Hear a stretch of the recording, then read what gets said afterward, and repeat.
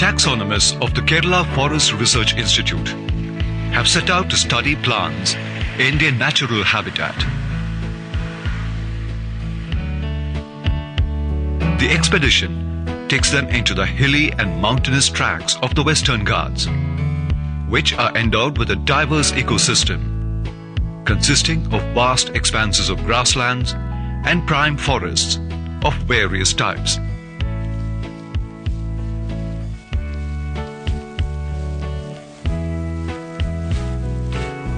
Our taxonomists, however, are not looking for plants of the ordinary type. Neither are they out to investigate the floral diversity of the wild in all its resplendent beauty.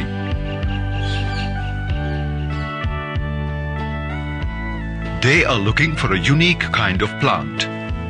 These plants often go unnoticed as they lack roots and shoots common to the plant kingdom. These unique plants are called the lichens.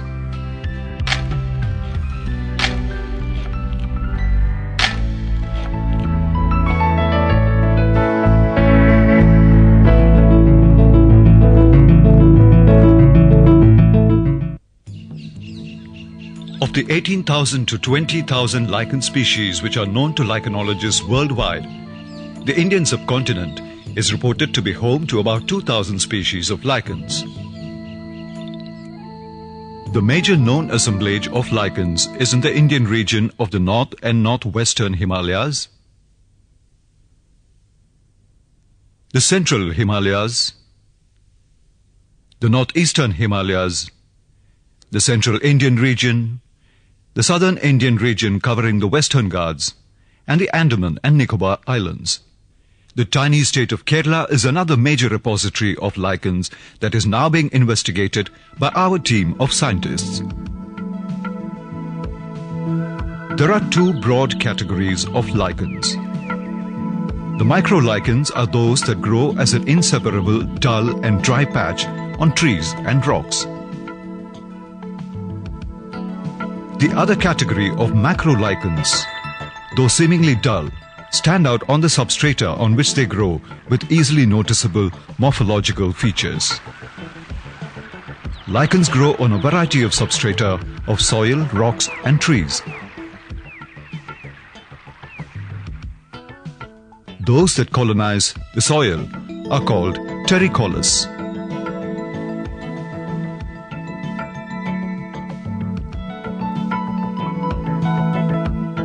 The generally inhospitable rocks, however, are home to many a lichen. Saxicolous is the name given to lichens that grow on rock surfaces. The bark of trees, both small and big, serve as a good substratum for lichens. And those lichens that grow on the tree bark are called corticolous. Some lichen species grow on leaves. Such lichens are known as folicolous. Lichens also grow on a variety of marine life, like for instance the sea turtle. These dull-looking plant species, however, are a product of a complex symbiotic relationship between algae and fungi. Lichens are a complex group of plants without vascular tissues. They do not have well-defined root, stem and leaves. Instead, they have a complex thallus arising out of a natural symbiosis between an alga and a fungus. Both of these could be seen through a microscope. For instance, a cross-section of thallus of foliose lichens shows an upper cortex which is comparable to the epidermis of a leaf. Beneath it is the algal layer which produces food. In the center is the fungal layer called the medulla. Attached to the medulla at the bottom is the lower cortex. Lichens are not considered as parasites, though they grow on trees. The food is produced by the algal component. It is the fungus that protects the food-producing algae to constitute the thallus that is seen in its various forms on the substrata.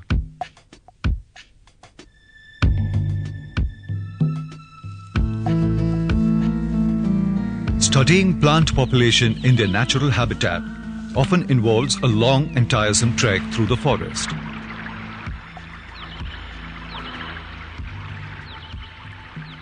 Having reached deep into the forest, our team of lichenologists has decided to spend the night there and to continue the investigation the next day.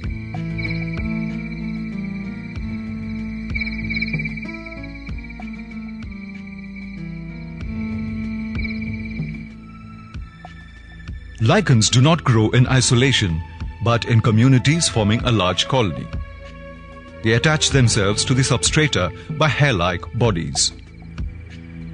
Based on the extent of attachment to the substratum and the arrangement of tissues in them, the lichen thalli are grouped under 4 growth forms: crustose, squamulose, foliose, and fruticose.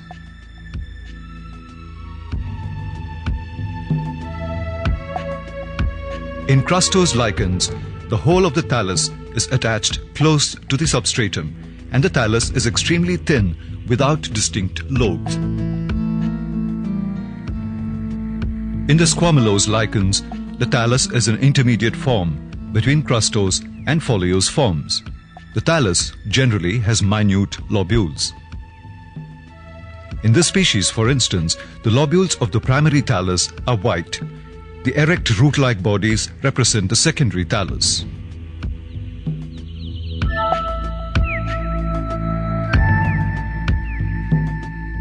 The foliose or the leafy thallus of lichen is freely branched and extends outwards. The lobes that are irregular in outline have distinct upper and lower surface. Arising from the lower surface are minute bodies called rhizines, by which the thallus attaches itself to the substratum. Fruticose lichens are the most conspicuous, with the thallus branching out, giving it a shrubby appearance. In some species, the branches are cylindrical. In some, thread-like. Some others have a broader ribbon-shaped thallus. Though not attractive, lichens are of economic value. Lichens are an important source of about 600 chemicals, some of which are used in the preparation of drugs, perfumery and dyes. Litmus that is used in the laboratories to test the acidity or alkalinity is derived from lichens.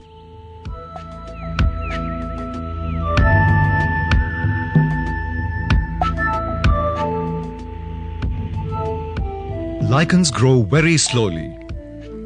Their annual growth rate is just about 4 millimeters. This has helped scientists in estimating the age of the substratum.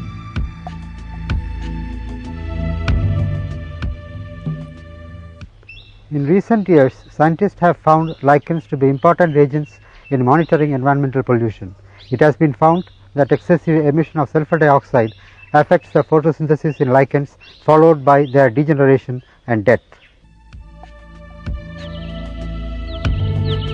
There is yet another abode of lichens on top of a mountain that our researchers seek to explore.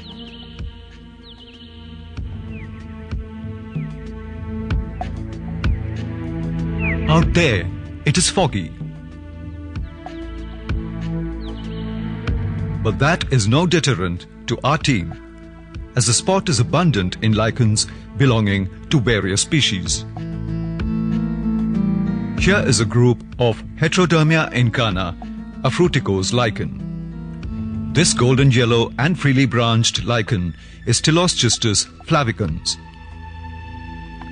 This bushy one is called Usnea. Though hairy like the Usnea, this one belongs to the Ramalina rosleri species. And this patch of green lichens with irregular lobes is known as Parmelia. These tiny lichens have different morphological structures. For instance, on the margin of lobes there are hair-like outgrowths known as cilia, which are the organs of attachment. These small powdery balls on the tip of the lobes are called soridia. These are the propagules of vegetative reproduction. Here are cup-like structures. These are the fruiting bodies which contain spores for sexual reproduction. The fruiting bodies do not look alike in all lichens. While in some they are like tiny flowers, in others they are cup-like. In yet others, they are button-shaped.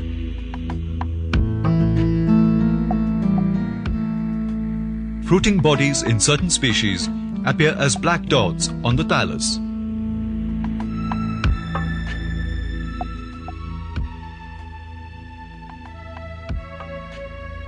Lichen species do not only live in colonies. Several species grow shoulder to shoulder with one another, covering an entire tree.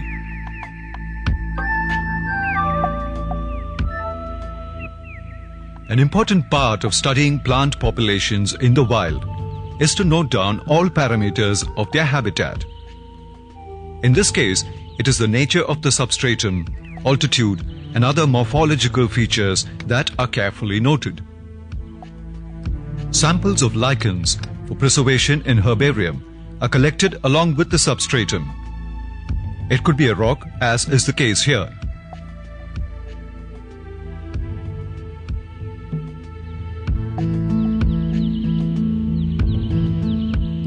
If the sample to be collected is on a tree, the bark along with the sample is chipped.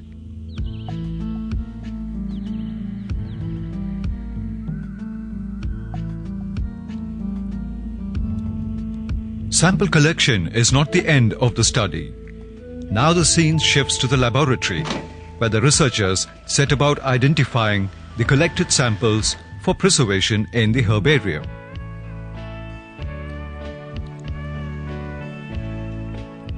For this, the researchers examined the minute details of the samples.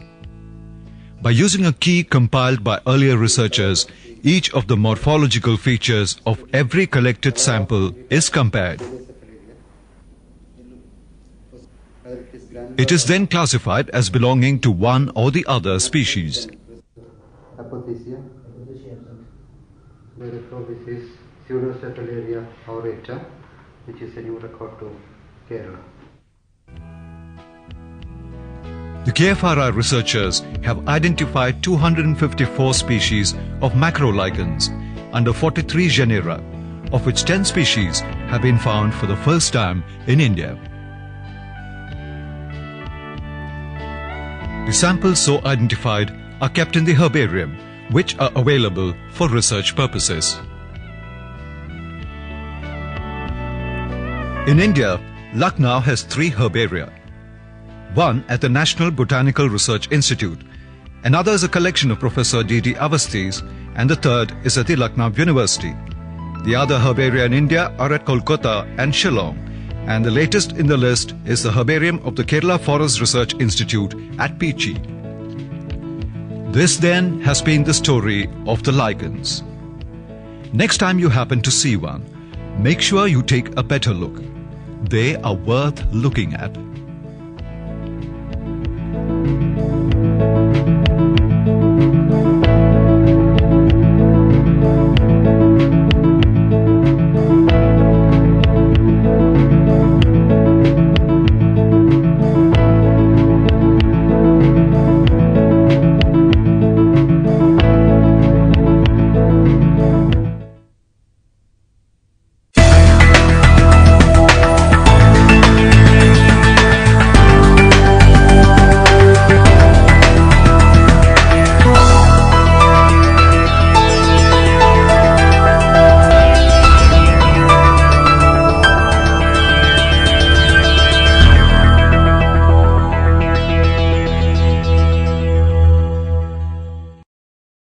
Welcome back to today's session.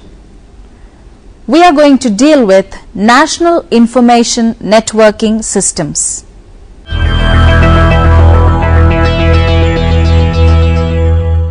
Information and Library Network (INFLIBNet) Center is an autonomous inter-university center (IUC) of University Grants Commission (UGC).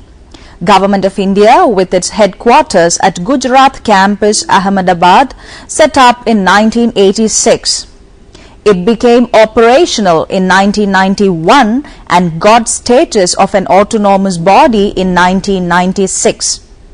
InflibNet serves towards modernization of libraries, serves as information center for transfer and access of information, supporting scholarships, learning and academic pursuits through a national network of libraries in around 264 universities, colleges and R&D institutions across the country.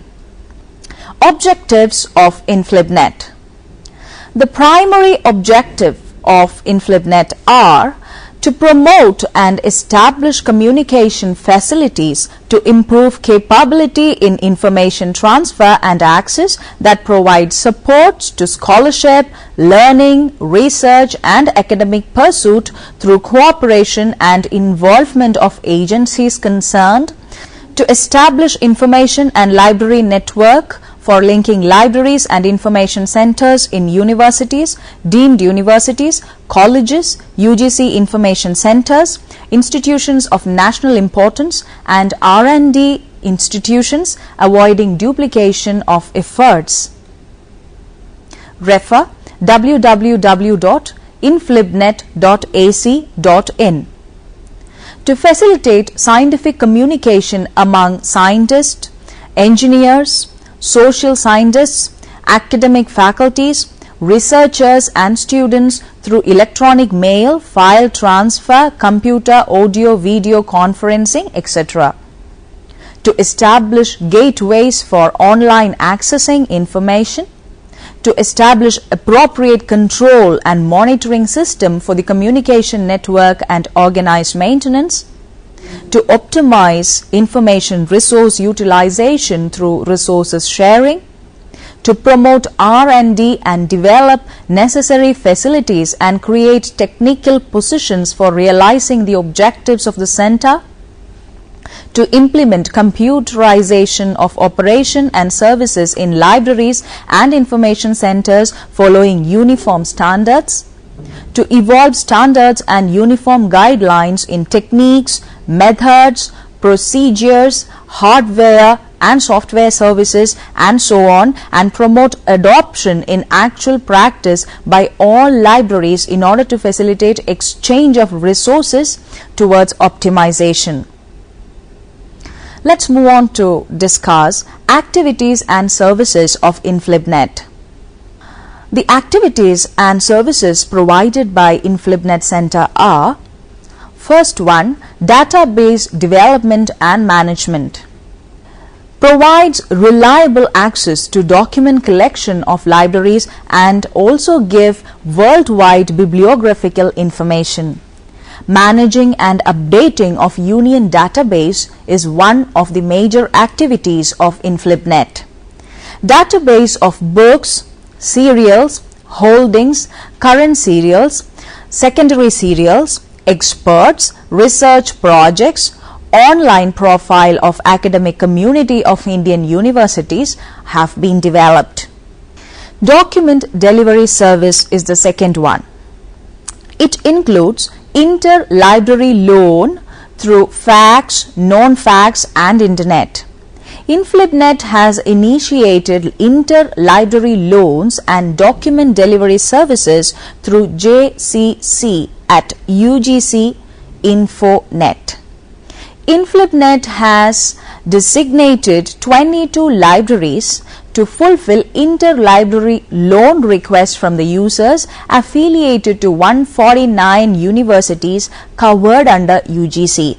The inter-library loan libraries together subscribe for 2000 plus journals that is not available through consortia. Universities can request for articles from the journal holdings of those libraries wherever they find useful articles in JCC search that are not available in that library. www.inflibnet.ac.in. Third, bibliographic information services. InflibNet provides online access to all union database developed by the center over the internet. These are grouped into two categories: bibliographic databases, serial holdings, current serials, secondary serials catalog, theses, books, and second one, non-bibliographic databases. It includes research projects, Vidwan expert database. Next, the fourth one, CD-ROM based services. InflibNet provides CD-ROM based search services free of cost to the academic community, including research scholars and the students for their research activities. These CD-ROM databases have been discontinued since 2003, given the fact that e-resources are now being made available to universities under the purview of UGC through the UGC Infonet Digital Library Consortium. Fifth, software for university libraries, SOL. For the automation of in-house operation of participating university libraries, InflibNet has developed GUI-based software named SOL. SOL has been installed in more than 1,688 libraries in the country. Some of the state governments such as Maharashtra, Madhya Pradesh and Andhra Pradesh have purchased software in bulk for their government college libraries. Sixth one, human resource development. To enhance the skills of the staff of the university libraries for implementation of InflibNet programs, Center conducts several training programs and workshops. Seventh, networking. UGC is setting up its own nationwide network named UGC Infonet. InflibNet is the nodal agency for coordination and management of UGC Infonet. Presently, UGC Infonet is linking 200 universities across the country. Eighth, library services. InflibNet Library provides following services to its users: reference service, document delivery service, current awareness service, inter-library loan service, electronic information service, photocopy service. Ninth one, UGC Infonet Digital Consortium. The consortium provides current as well as archival access to more than 7,000 plus core and peer-reviewed journals and 10 bibliographic databases from 26 publishers and aggregators in different disciplines.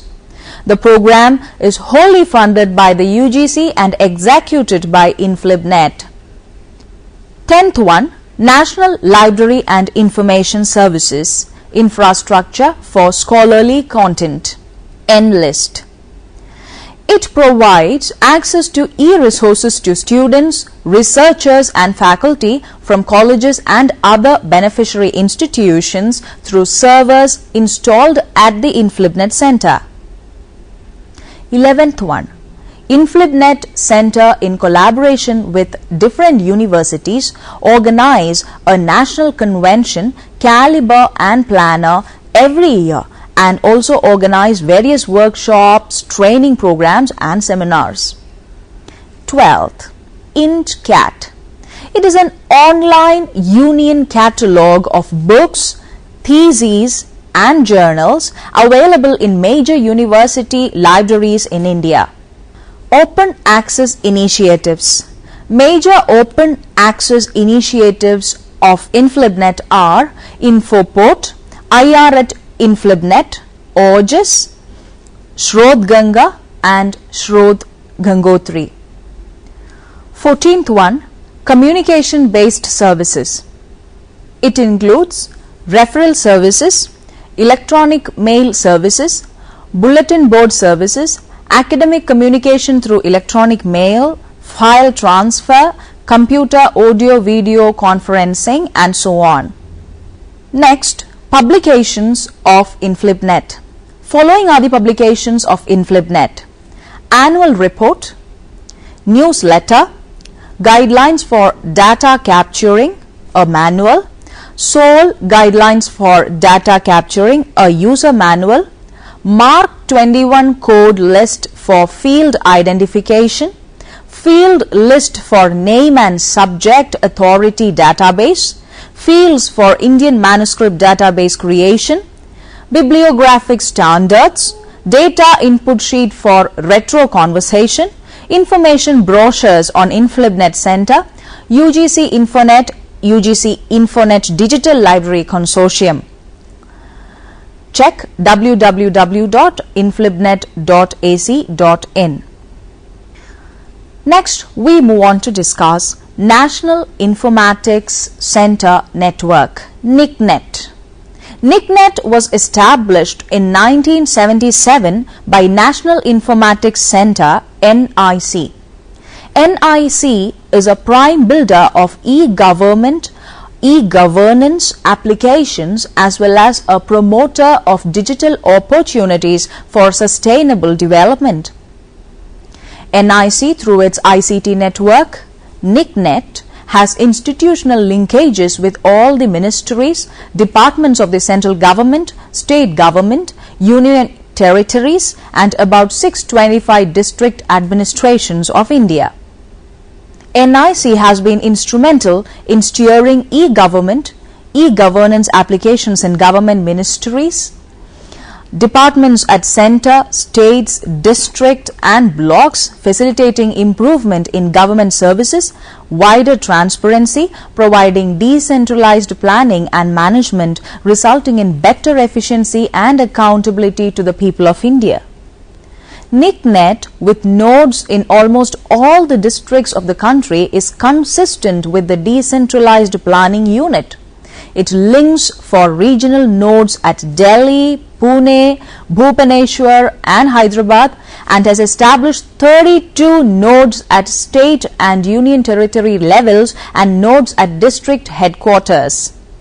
It is being expanded as a dedicated network covering 22 state capitals and 400 districts to address the rapidly growing awareness to computerization in different sectors of the government.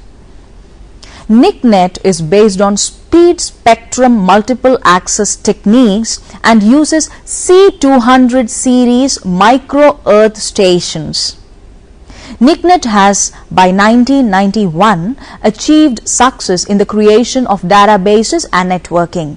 It is a facilitator of information flow from the plan implementation level to the planners at the macro, national, macro, meso, region covering more than one state, meso, state and micro, that is district and below levels. NIC has conceived the concept of distributed databases relevant to the specific requirements in India and implemented the same all over the country. A number of information systems have been established under NICNet such as accounts, budget, loans, plan monitoring, customs, central excise, import-export data, estate duty, economics, social themes, socio-economic conditions, media, water and irrigation, rural development, mines and mineral, forestry and wildlife, small-scale industries, patents, construction industry, transport industry, tourism, energy, health, census, education, manpower and management. Objectives of NICNet. The prime objective of the network is to provide computing and communication infrastructure of aid planning and monitoring of schemes and decision-making activities in the government.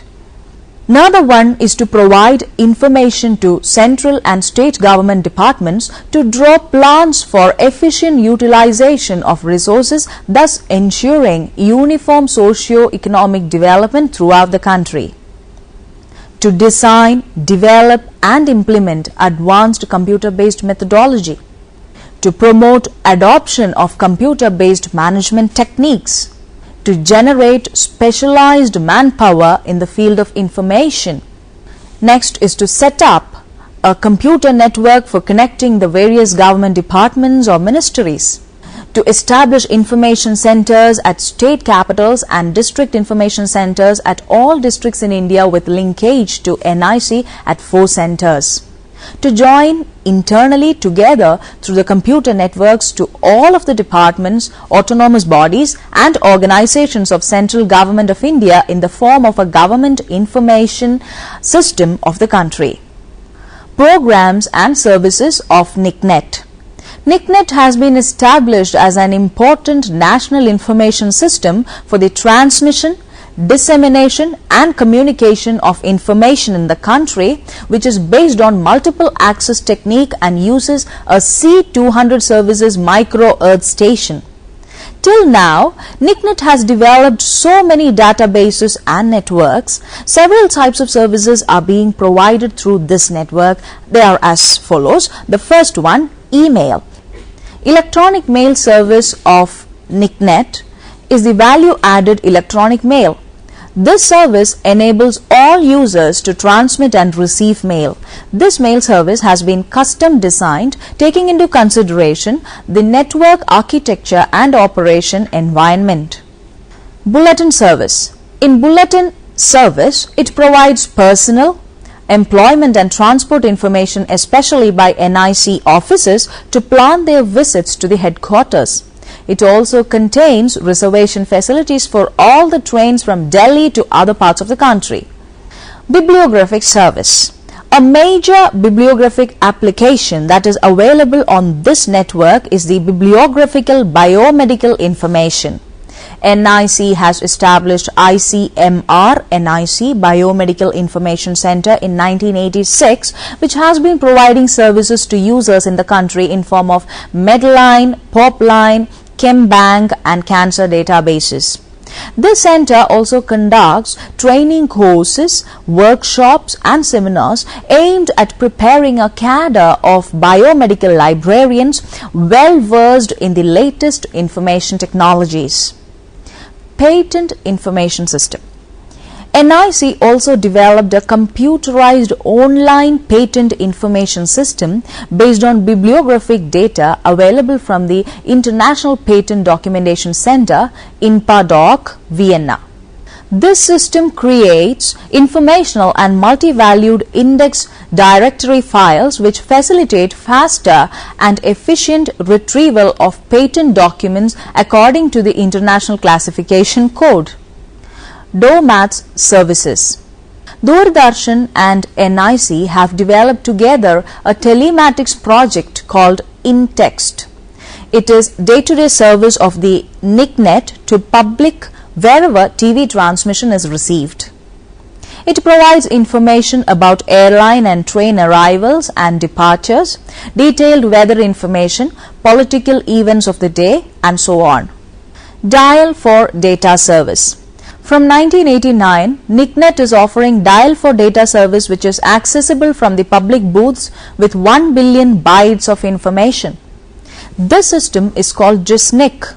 It offers information that has direct relevance to the public, like what courses does a university offer, what are the price trends in commodities and so forth.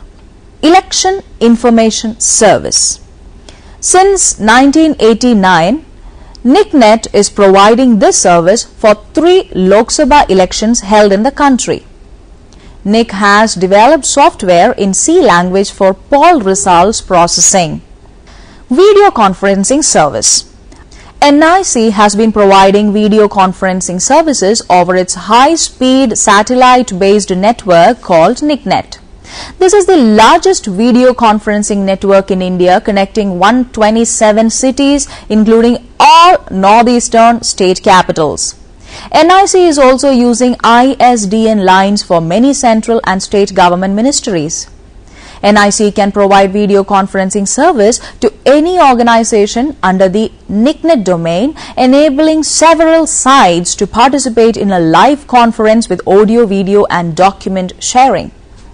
Next, we move on to discuss Developing Library Network, DELNet. DELNet is an important and popular operational library network in the information environment of the country. It was started in India in January 1988 and was registered as a society in 1992. It was formerly known as Delhi Library Network. It was initially supported by the National Information System for Science and Technology, NISSAT, Department of Scientific and Industrial Research, Government of India. It was subsequently supported by the National Informatics Centre, Department of Information Technology, Ministry of Communications and Information Technology, Government of India, and the Ministry of Culture, Government of India. Delnet has been established with the prime objective of promoting resource sharing among the libraries through the development of a network of libraries. It aims to collect, store and disseminate information besides offering computerized services to users, to coordinate efforts for suitable collection, development and also to reduce unnecessary duplication wherever possible. Let us discuss the objectives of Delnet. To promote sharing of resources among the libraries by developing a network of libraries, by collecting, storing and disseminating information and by offering computerized services to the users. To undertake scientific research in the area of information science and technology, create new systems in the field, apply the results of research and publish them, to offer technical guidance to the member libraries on collecting, storing, sharing and disseminating information, to coordinate efforts for suitable collection, development and to reduce unnecessary duplication wherever possible, to establish or facilitate the establishment of referral and research centers and maintain a central online union catalog of books, serials and non-book materials of all the participating libraries, to facilitate and promote delivery of documents manually or mechanically, to develop specialized bibliographic databases of books, serials and non-book materials, to develop databases of projects, specialists and institutions, to possess and maintain electronic and mechanical equipment for speedy communication of information and delivery of electronic mail, to coordinate with other regional, national and international networks and libraries for exchange of information and documents. Next, services of Delnet. Online databases of Delnet. Delnet provides various online databases. Union Catalog of Books, CCF. Delnet maintains an online Union Catalog of books available in its member libraries. This Union Catalog is continuously updated and is growing in size. The information can be retrieved by author, title, subject, conference, series, etc. It has 1,81,51,784 bibliographic records. The request for interlibrary loan can be placed through the online system. Union Catalog of Books, Emmrc. Delnet has introduced CCF for the creation of records in Emmrc format.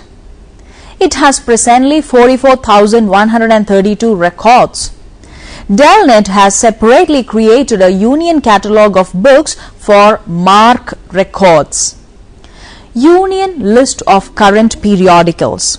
It covers periodicals in all subjects including science and technology, social science and humanities. It is available online to Delnet users.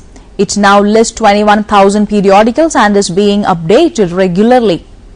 Database of periodical articles. The database has details of articles which can be searched under the title, author, compiler, name of the periodical and subject.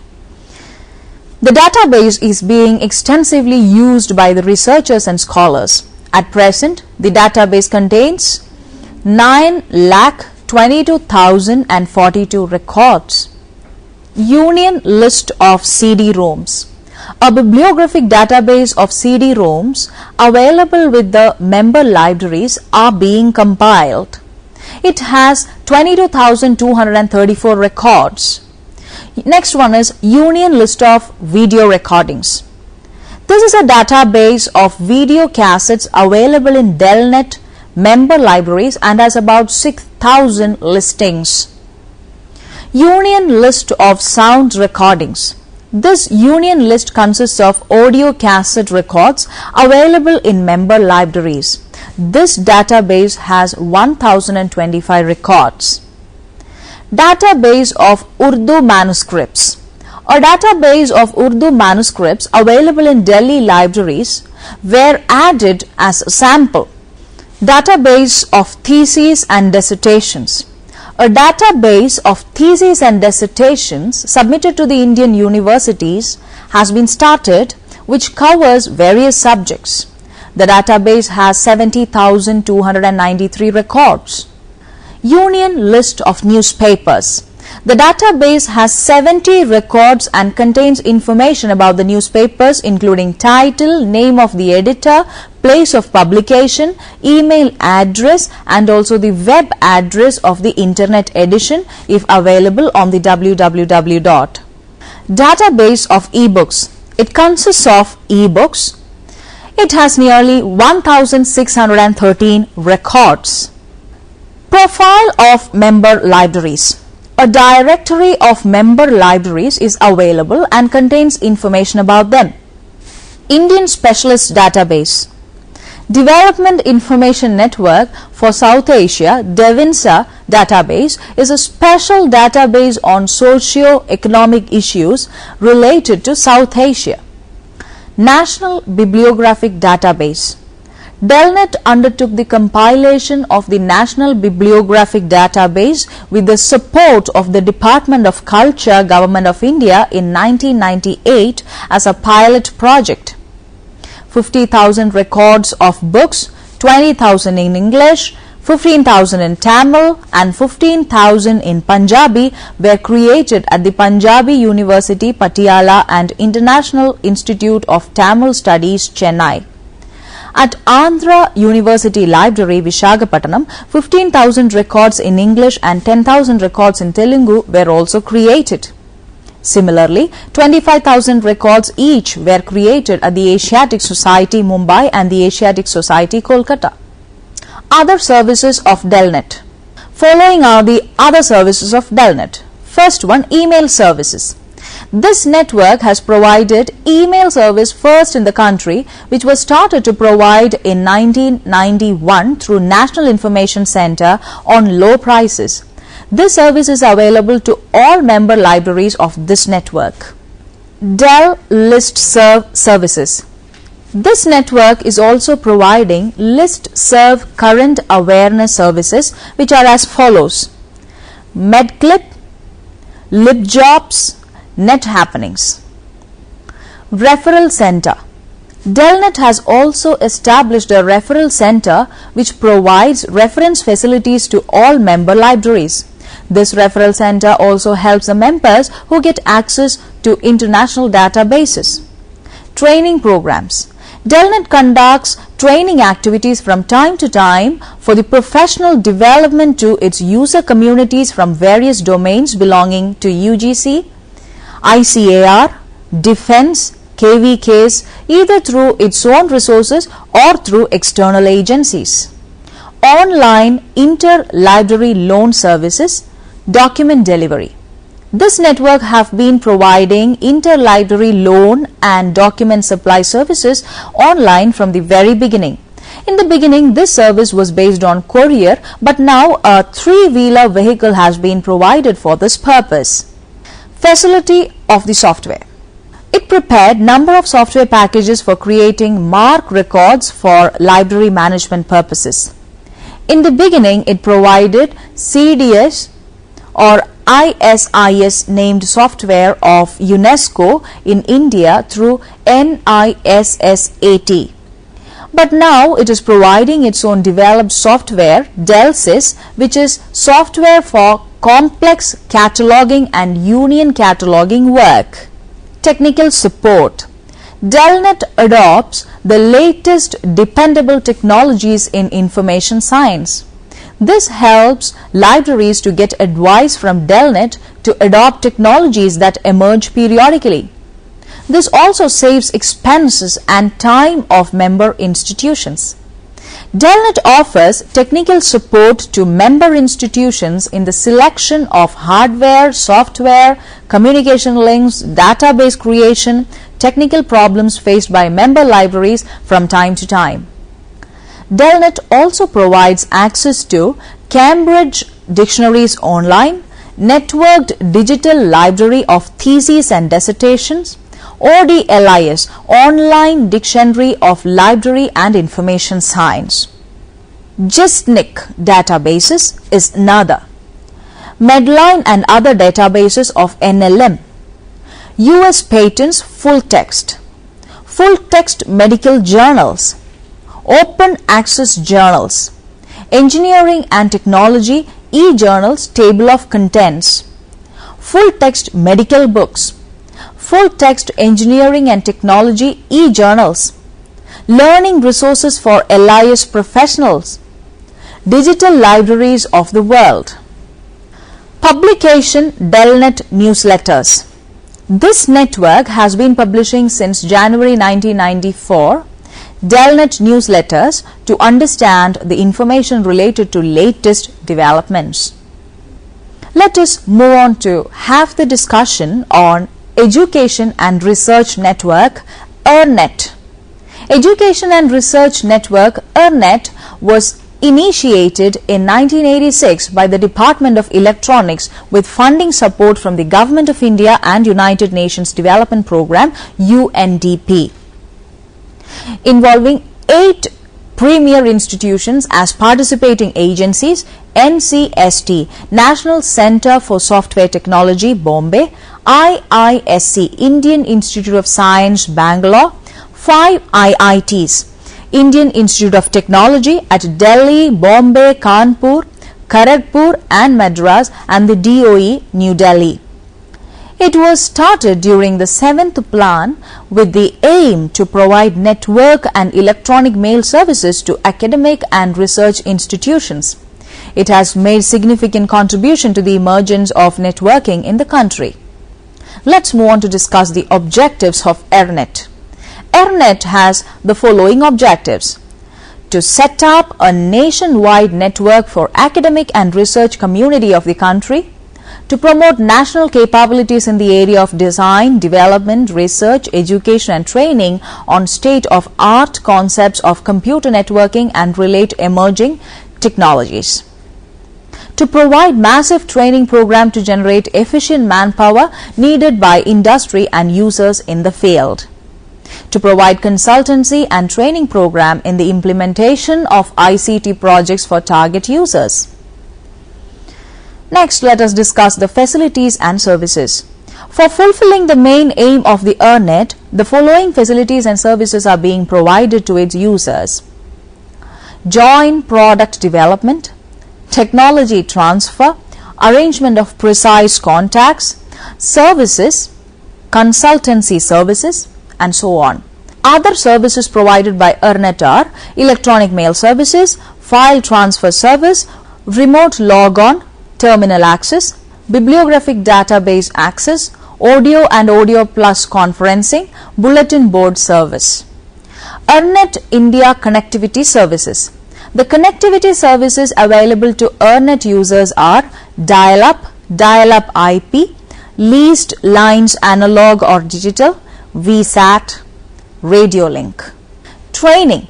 ERNET conducts training activities from time to time for the professional development to its user communities from various domains belonging to UGC, ICAR, Defence, KVKs, either through its own resources or through external agencies. Research and Development Program. Following are the Research and Development Program of ERNET. Research and Development in the field of computer networking, Digital Library Project, a trial electronic commerce project, current areas of interest including high-speed networking, network management, wireless sensor networks, future internet research, mobility in IP networks, cloud computing, etc. The R&D efforts initiated by ERNET core groups have resulted in product development and technology transfer to the industry. The following are the ongoing R&D projects: MyFire, EU India Grid, 6 Low PAN, Mobile IPv6, earlier projects. Now, let us summarize what we have discussed so far. This program provides an overview of national information networking system in the country such as InflibNet, NICnet, Delnet and Ernet. All mentioned systems provide various information services and networking facilities in academic institutions and state and central government sectors. With the emerging development of information technology, these networking systems are enabling their member institution to enrich their collection, managerial skills and professional competencies. These information systems are a multiple function service network with emphasis on resource sharing and cooperation using computer communication links. It will give big boost for modernization of library services. There is no doubt that these become inevitable in the development of library and information science. Now, you can try to answer the questions. First one, what are the publications of InflibNet? What are the objectives of NICnet? List out and briefly describe online database of NICnet. Write short note on research and development of Ernet. Next, briefly explain DEVIN essay, Devinsa. You may go through the reference books and websites for further understanding. Handbook of Library Information Systems and Services by J.K. Khanna, published by Beacon Books, New Delhi. Challenges for South Asian Resources and Information Services, essays in honor of Dr. Ravindra N. Sharma by H.K. Cole, published by Concept Publishing Company, New Delhi. www.delnet.nic.in/access catalogs-databases.htm. www.delnet.nic.in/technicalsupport.htm. www.delnet.nic.in/National Bibliographic Database.htm. www.inflibnet.ac.in. www.ernet.in. Thank you for watching this program. Hope this session was enriching. Have a nice day.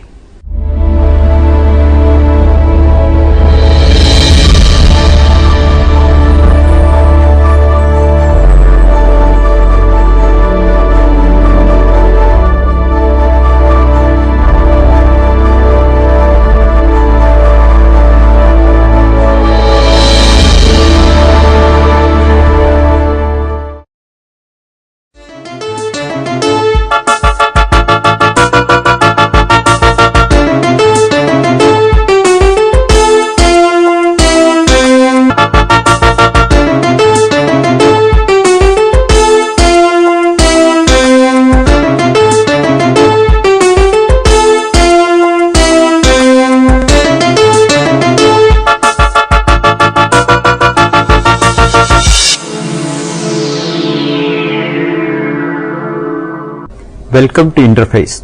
Today we have Professor Nabha Mandal from Tata Institute of Fundamental Research, Mumbai with us.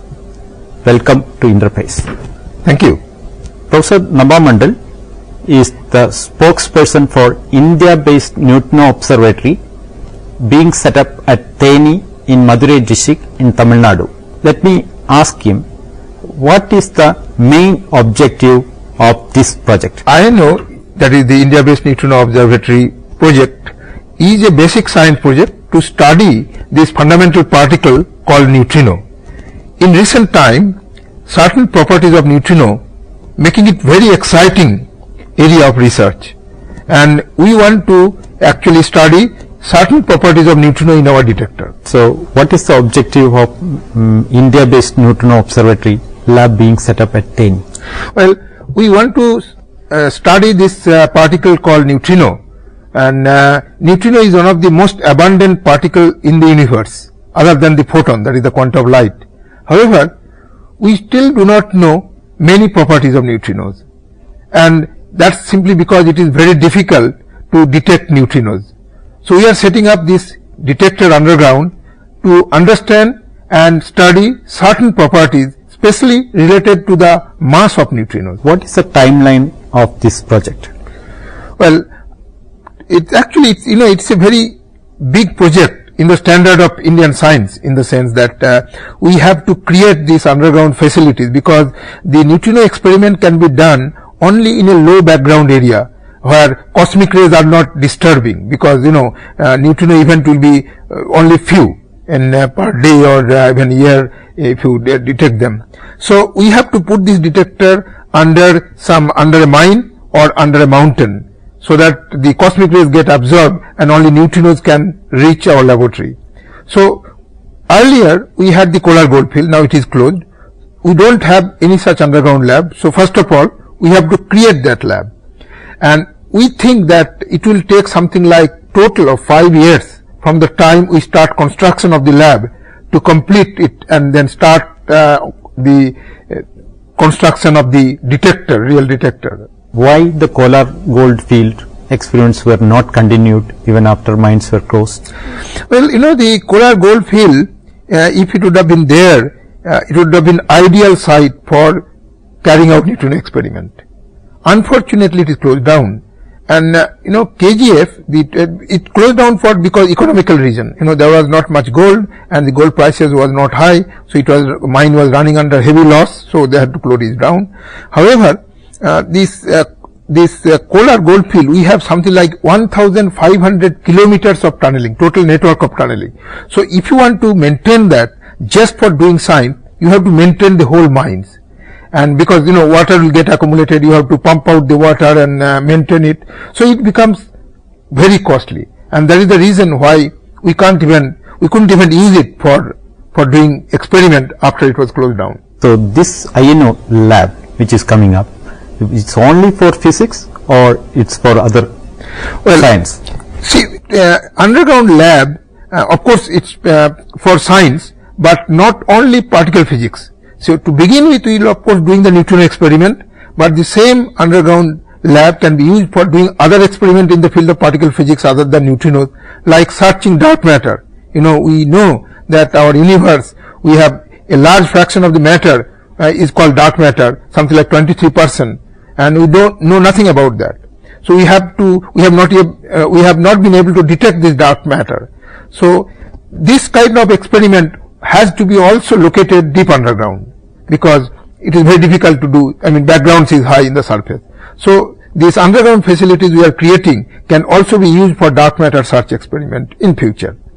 In addition to that, there are experiments, the geologists can do experiment in such a site. Biologists can come and do the experiment in such a site. Even some low you need certain, for development of certain material, a low background area where such a lab will be useful. So we think in future it will also cater to this kind of research in the areas of geology, biology and other areas. But to begin with, it will be a particle physics lab, and to be specific, we will do this neutrino experiment there. So can you tell exactly where the lab will be starting and where will be the location of this lab in physical? Well, this is actually in the Theni district. If you go from the Madurai to Cochin, the Madurai-Cochin highway, so after something like 110 kilometers from Madurai, to be specific, when it is in the Kerala border almost, where the mountains are rising, at that side, from the Tamil Nadu side, we will have a tunnel of something like 1.8 kilometer. Then we will reach below a peak, and that will give us the sufficient coverage, all round coverage of 1 kilometer, and that is where the lab will be located. Though it is be close to the Kerala border, but the whole infrastructure, the underground lab, etc., will be in the Theni district of Tamil Nadu. So what will be the lab area inside the cavern? Yes, there will be 3 caverns. One will be quite large. The size is something like 132 meter by 26 meter by 30 meters high, and this is the cavern where this huge neutrino detector, the magnetized iron calorimeter 50 kiloton weight that we are proposing will be constructed in that lab. But even in that cavern, it will only occupy less than half of that cavern, and we are making this cavern large so that in future, if we have to expand that detector from 100 kiloton to from 50 kiloton to 100 kiloton, we will have sufficient space already there. So this is the main cavern 1. There are two other caverns nearby. One of them will be we are earmarking that for a double beta decay experiment. This is also neutrino experiment, but it is connected to the what kind of neutrino particles are, whether it is a Dirac particle or Majorana particle. So that to answer that question, an experiment can be set up. So that is for neutrinoless double beta decay. And then the third cavern is, as I told you, about the dark matter. So you can have a dark matter search experiment in the third cavern. So these are the main 3 caverns, but there will be another cavern somewhere in the shallower depth along on the way along the tunnel, that 1.9 kilometer long tunnel in the middle of somewhere, which will be for material processing, for dark matter search experiments or for neutrinoless double beta decay experiment. You need material which has been processed properly in a low background environment. So that site can be used for such, and that cavern can be used for this purpose. So can you little more explain what is ICAL, the Indian iron calorimeter? So the iron calorimeter is the detector that we are proposing along with this INO laboratory for detecting atmospheric neutrinos. Now this ICAL is actually a stack of iron plates 5.6 centimeter thick, and there will be something like 150 layers of this stack. And between two successive iron plates, there will be a gap of 4 centimeter. In that gap, we will put a particle detector called resistive plate chamber.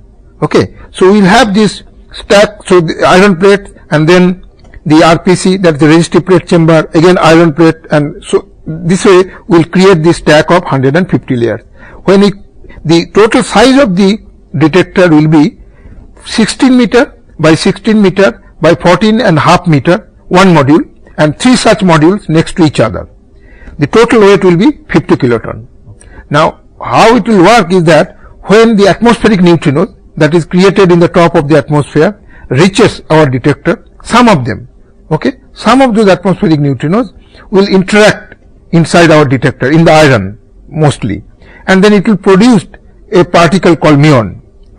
And the muon will then traverse some distance in our detector through some number of iron plates and RPCs, and we can trace the track of that particle using those particle detectors, and then from there we will measure its energy, its direction, we will understand whether it is a neutrino event or antineutrino event, and so on. And using those information, we will be able to understand certain properties of neutrinos, especially neutrino masses and ordering of the neutrino masses. That means there are 3 neutrinos and they have masses, different masses. So we must know which one is the lightest and which one is the heaviest. So this is the main purpose of this detector. So it detects whether it is a neutrino or antineutrino. Yes, absolutely. Okay. And that is most essential. In fact, so far other detectors around the world, they are detecting also atmospheric neutrinos, but they cannot distinguish between neutrinos and antineutrinos. So our ICAL detector will be the first such big detector which will have this particular characteristic, that it will be able to distinguish between neutrino and antineutrino. So what type of magnetic field will be used for this detector? So roughly we want, our target is around 1.5 Tesla, but this is there will be a coil going around this in the iron plates, and then not everywhere we will have 1.5 Tesla magnetic field. Something like 90% of our detector will have field more than 1 Tesla. Okay. So, and then that is the type of magnetic field that we will have. Funding and collaboration. So is it funded by Tata Institute or is it funded by Department of Science? No. I mean, it's not funded by Tata Institute, because Tata Institute only institute funding agencies are the government agencies. So this project, because it is quite big, first of all, it's being funded jointly by 2 major funding agencies of the Government of India. That is the Department of Science and Technology and Department of Atomic Energy. These are the 2 agencies or 2 ministry which will be funding this particular experiment. And the scientists involved in this project comes from not only from Tata Institute of Fundamental Research.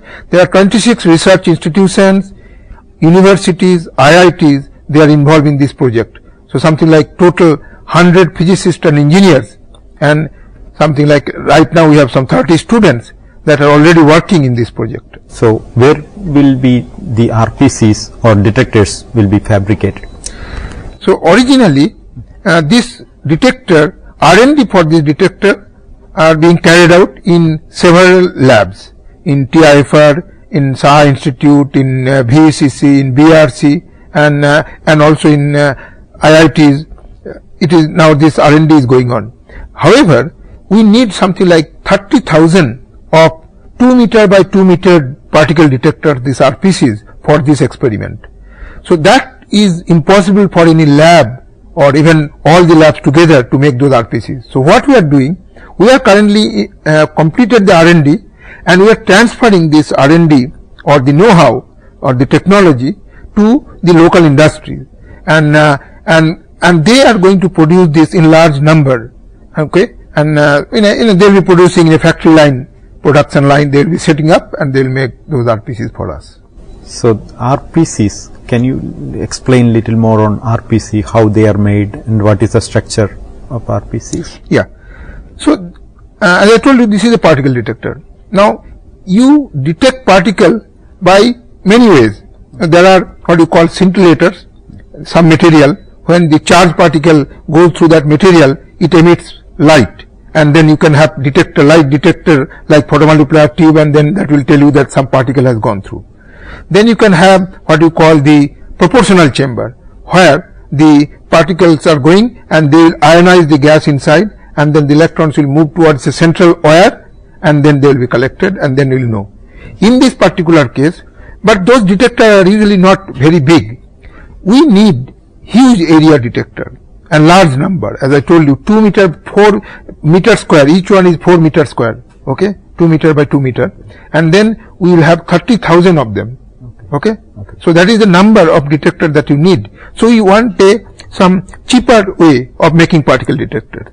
So what we are doing is a unique technique, that is where two glass plates, the float glass, something like 2 millimeter or 3 millimeter thick float glass, you keep them apart by a gap of 2 millimeter. So two float glass with a gap of 2 millimeter, okay, and you seal it completely, and you put a particular gas mixture inside that, okay, and then apply a very high voltage, something like 10 kilovolt. Whenever, and then on top of them, on the both side of that gas gap that you have made using the glass plate, you keep what you call the pickup strips, okay. Now whenever a charged particle will go through this gas gap, and they will ionize and they will produce ion electron pair, and now this gas gap is kept as a high voltage of something like 10 kilovolts. So then those ion and electron that has been created, they will start moving, they will amplify, and they will create a kind of short current, small current, and that will produce a charge by capacitive coupling on those strips that we have kept on the top. And so now from this pulse will be detected, and that will tell us at which point the particle has gone through. And then you keep them one after another, and as the particle goes through each of them, they will keep the trace of that, and then we can recreate the path of the particle in the detector using those information. So can you little more explain on the data acquisition system and technology used for this short pulses? Yeah. So for example, these pulses that will be coming from those RPCs are very fast. This will be sub-nanosecond pulses, what you call. Rise time will be nanosecond or even lower. And we want to preserve that the timing information, because that will be useful, because when the particle is going, then using this timing information you can tell whether the particle is going upward or downward or whatever it is. So this timing information is very useful. So you can't destroy that. So because of that, but these pulses that we'll get from these RPCs are extremely small, something like a millivolt or smaller. So in order to even detect them, first you have to amplify. So you have to have an amplifier with a high gain, but with a high bandwidth. Okay. so that this nanosecond characteristic can be preserved. And this amplifier, we need something like 3.5 million. Okay. And if you should not buy this, so we have started designing this amplifier ourselves. Then we have made it already in the fab lab, the ASIC, what you call the chip, and it will be used for that. So in this process, we are also, though it is a particle physics experiment, we are also working on electronics, making those chips, etc.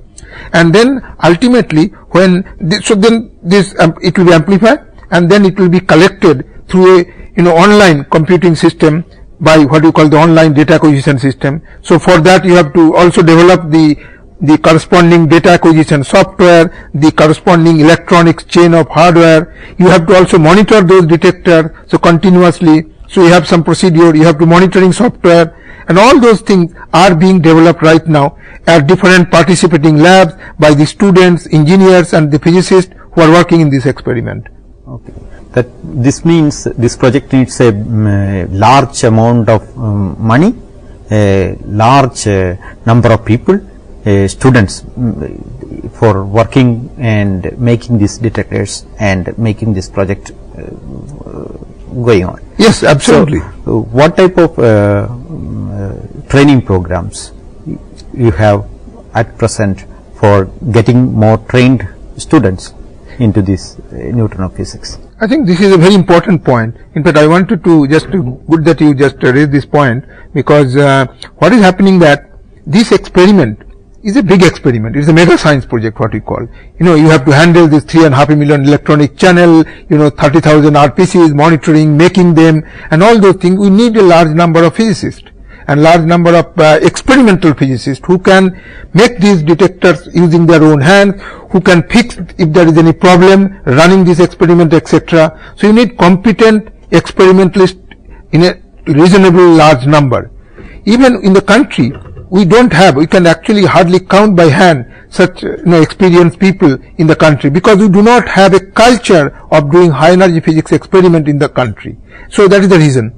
But like we have developed all those technologies from scratch, we have also addressed the issue of manpower, and then we know that we don't have manpower today, but let's create it. So what we have done, we have this what we call the INO graduate program, is the INO PhD program basically, where we take every year the students after their MSc, masters in physics or in other areas, or in engineering students also we take. Then they will be going through a rigorous training during the first 1.5 years, where they will be the students who will be making those resistive plate chamber, detector, these electronics. They will be designing this data acquisition system, so that by the time they are finished with their training, they are competent and they have the confidence that they can make themselves such detectors. So once you do that, then these people, after this training, they will also have to do their physics. So they are getting attached to various PhD guides who are our collaborators in various institutions, universities, and so on. And then they will get their PhDs and they will get their postdoctoral experience. But they will be competent experimental high energy physicists.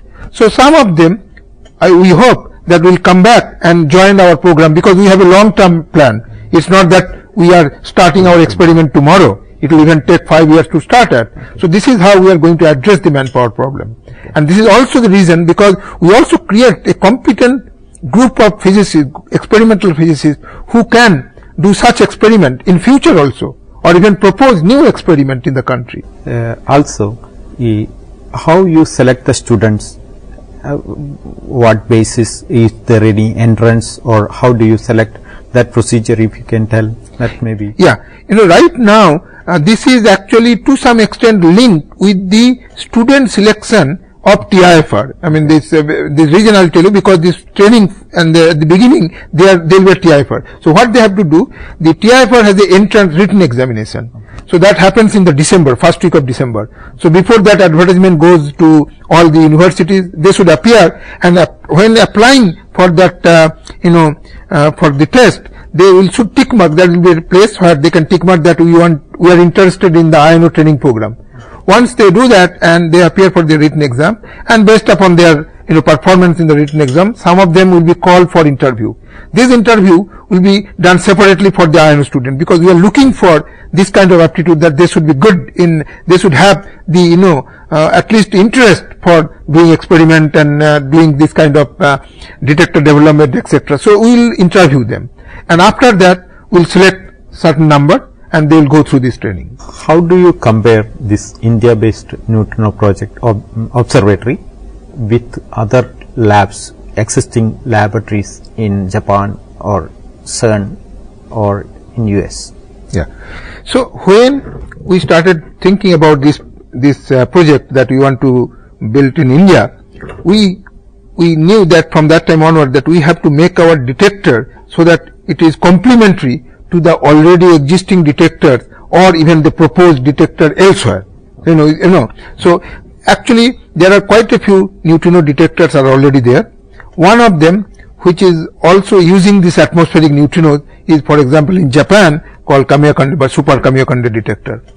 That detector, the mass is same, like 50 kiloton of mass there, but that is water, and what they do not have in this detector is the magnetic field, and because they do not have a magnetic field, they are no way they can separate the neutrino event from antineutrino event in a event by event basis. Okay, so now this is very crucial information.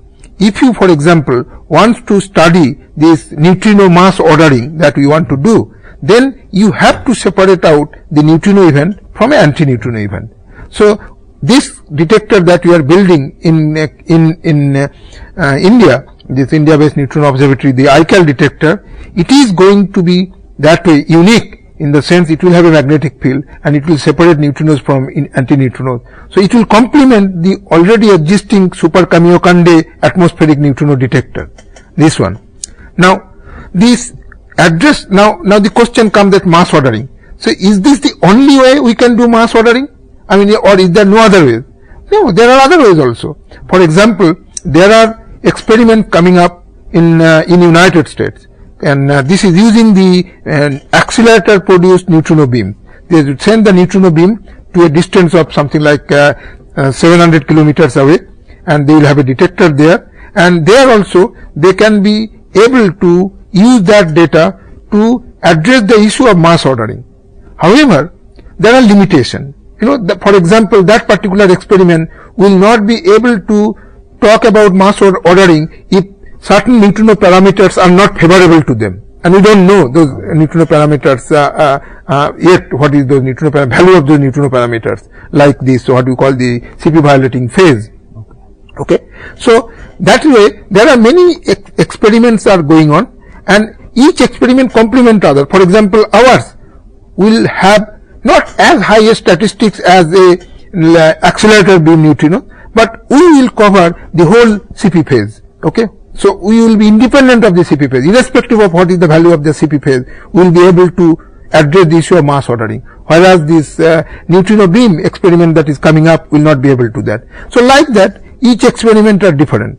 In addition to that, see, neutrinos have many other experiments. See, for example, we now know neutrinos have mass, but they are very, very tiny masses. Our experiment can talk about which is the lightest, which is the heaviest. We cannot really tell what is the mass of the neutrino. So there are completely different set of experiments, okay, that is coming up in Europe for studying the exact mass, whether they are addressing the exact mass of the absolute mass of the neutrinos. So this way there are different kinds of experiment addressing different issues connected to the neutrino. So INO time being don't have any program to detect neutrinos sent from any other man-made lab. Oh, okay. Actually, so the neutrinos, for example, so if you let us say you are making neutrino beam somewhere. Now, neutrino beams are being made at the moment. So they make neutrino beam at near Tokyo in a lab in Tsukuba called KEK, and sending that beam to some distance of 230 kilometers or so inside Japan itself in Kamiokande, and doing experiment. They are also sending the, as I told you, neutrino beam from Fermi lab near Chicago to a laboratory in the US-Canada border at a distance of 730 kilometers. They are having neutrino beam. They are sending from CERN near Geneva, and from there neutrino beams are produced and sent to an experiment in Gran Sasso at a distance of 730 kilometers again in a laboratory there. So these are the places where neutrino beam are being sent. But these are basically what they call conventional beam. This beam, if they try to send to a longer distance, simply the flux will not be enough to do an experiment. And there are other issues actually.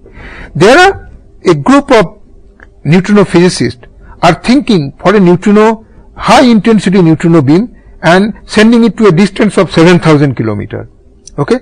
That is very useful because 7,000 kilometers is a magic number for us. Actually, it is, that's why it is called magic baseline. Because at 7,000 kilometers, if you produce a neutrino beam, send it to a distance of 7,000 kilometers, during the 7,000 kilometers travel, the neutrino properties change in a certain way, so that we can measure certain properties of the neutrinos very nicely. So that is very useful to have.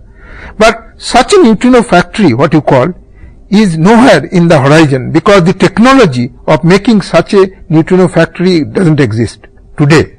But there is plan when people are doing R&D. Maybe something like a couple of decades down the line, we will have the capabilities of making such a neutrino beam or neutrino factory. Of course, that doesn't mean even if you have capabilities, you will be able to make the factory.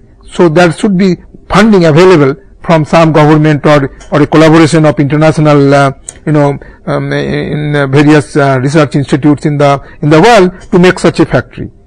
However, I should also answer here that there are certain fear created that there will be neutrino beam coming from somewhere and they will destroy us, they will be radiation hazard and things like that. Neutrinos are not radiation hazard at all. Neutrinos are hard to detect. Neutrinos hardly interact. In fact, the neutrinos can go through the earth, whole earth, without doing anything. So, as if the whole earth is transparent to the neutrinos. So, neutrinos rarely interact. So, to give a specific example, let us say there will be a neutrino factory one day, and let's say it is there, neutrino factory is there. Now, neutrino factory is sending some beam. If you send that beam, neutrino factory beam, through a human being, okay, continuously for 100 years, I mean, let's say that person lived for 100 years from his birth, from his death, neutrino beam is continuously going through him. In that period, only one neutrino, okay, has a chance to detect or interact inside your body. And in that interaction, it will produce one neon, one charge particle. Okay, that's all it will do in its entire life. And thousands of such muons are going through our body all the time from cosmic rays. So, this is completely, neutrino beams are completely safe.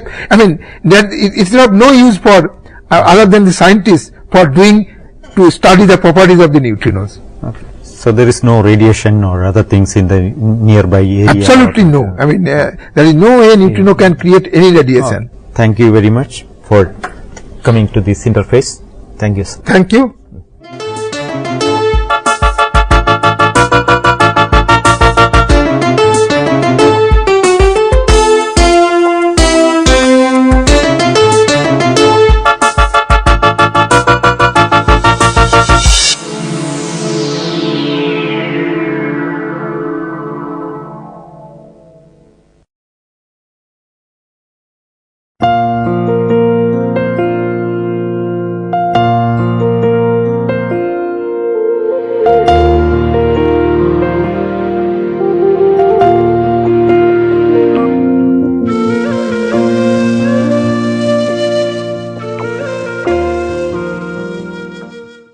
Hello, welcome to this class on art history.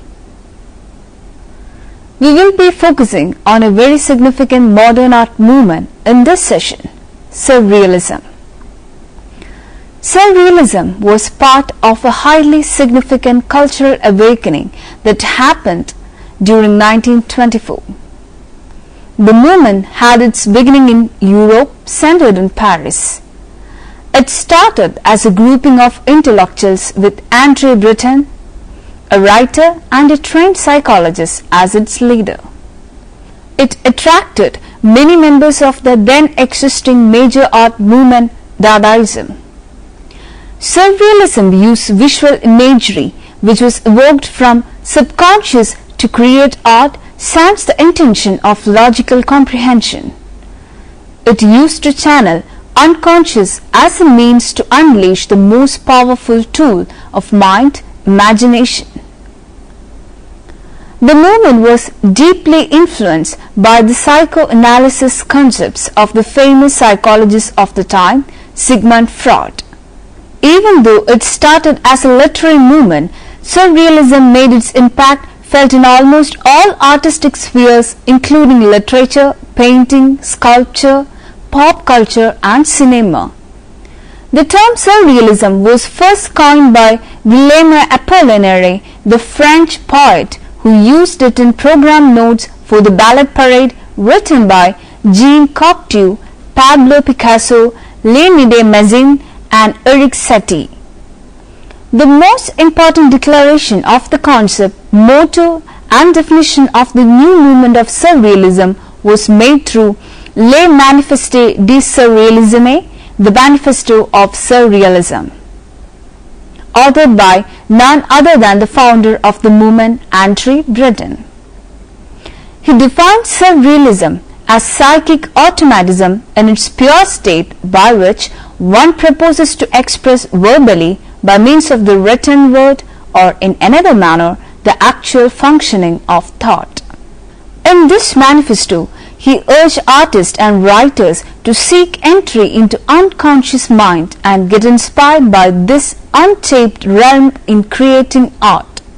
Some of the artists who became members of the surrealist group were Max Ernst, Salvador Dali, Man Ray, Hans Arp, Georges Malkin, Michael Leris, Georges Limbaud, Antonin Artaud, Raymond Quenet, Andre Mazin, Joan Miro, Marcel Duchamp, Jacques Prévert and Yes Tanke.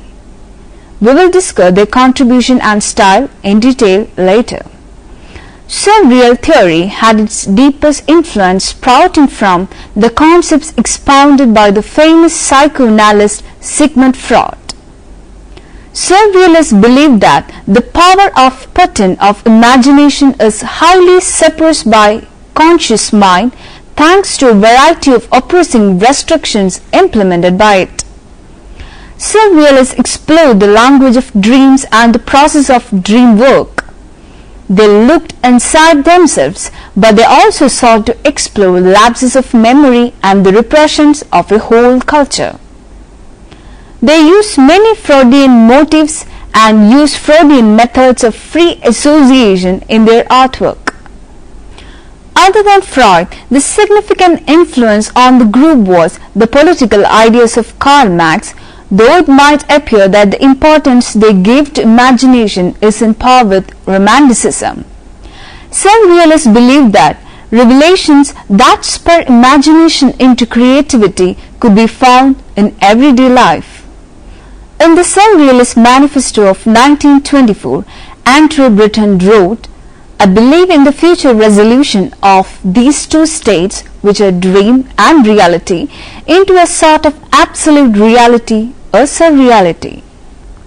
The primary question was how to get to the unconscious part of the mind, always controlled by the waking disciplined mind. With the aid of sedatives, some surrealists would play games that would bring the unknown subconscious to surface. Such methods were doomed to failure.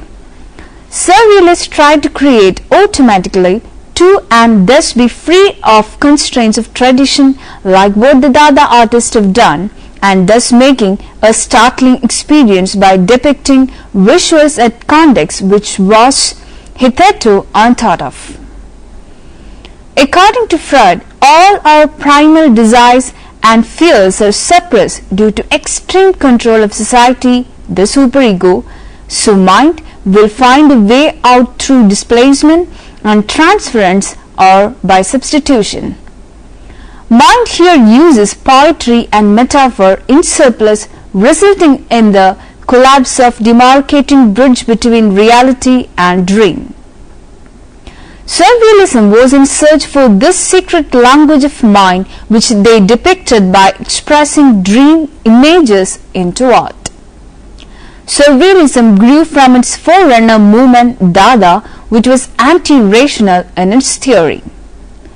Emmrc, who was an active Dadaist, felt the need for a new group where artists could explore ways to make the subconscious a tool in revolutionizing art and to protest against the aggression of war.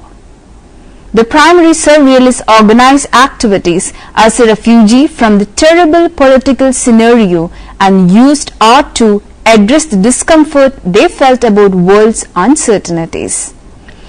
Surrealists were interested in exposing the complex and repressed inner worlds of sexuality, desire and violence, and interest in this topic fostered transgressive behavior.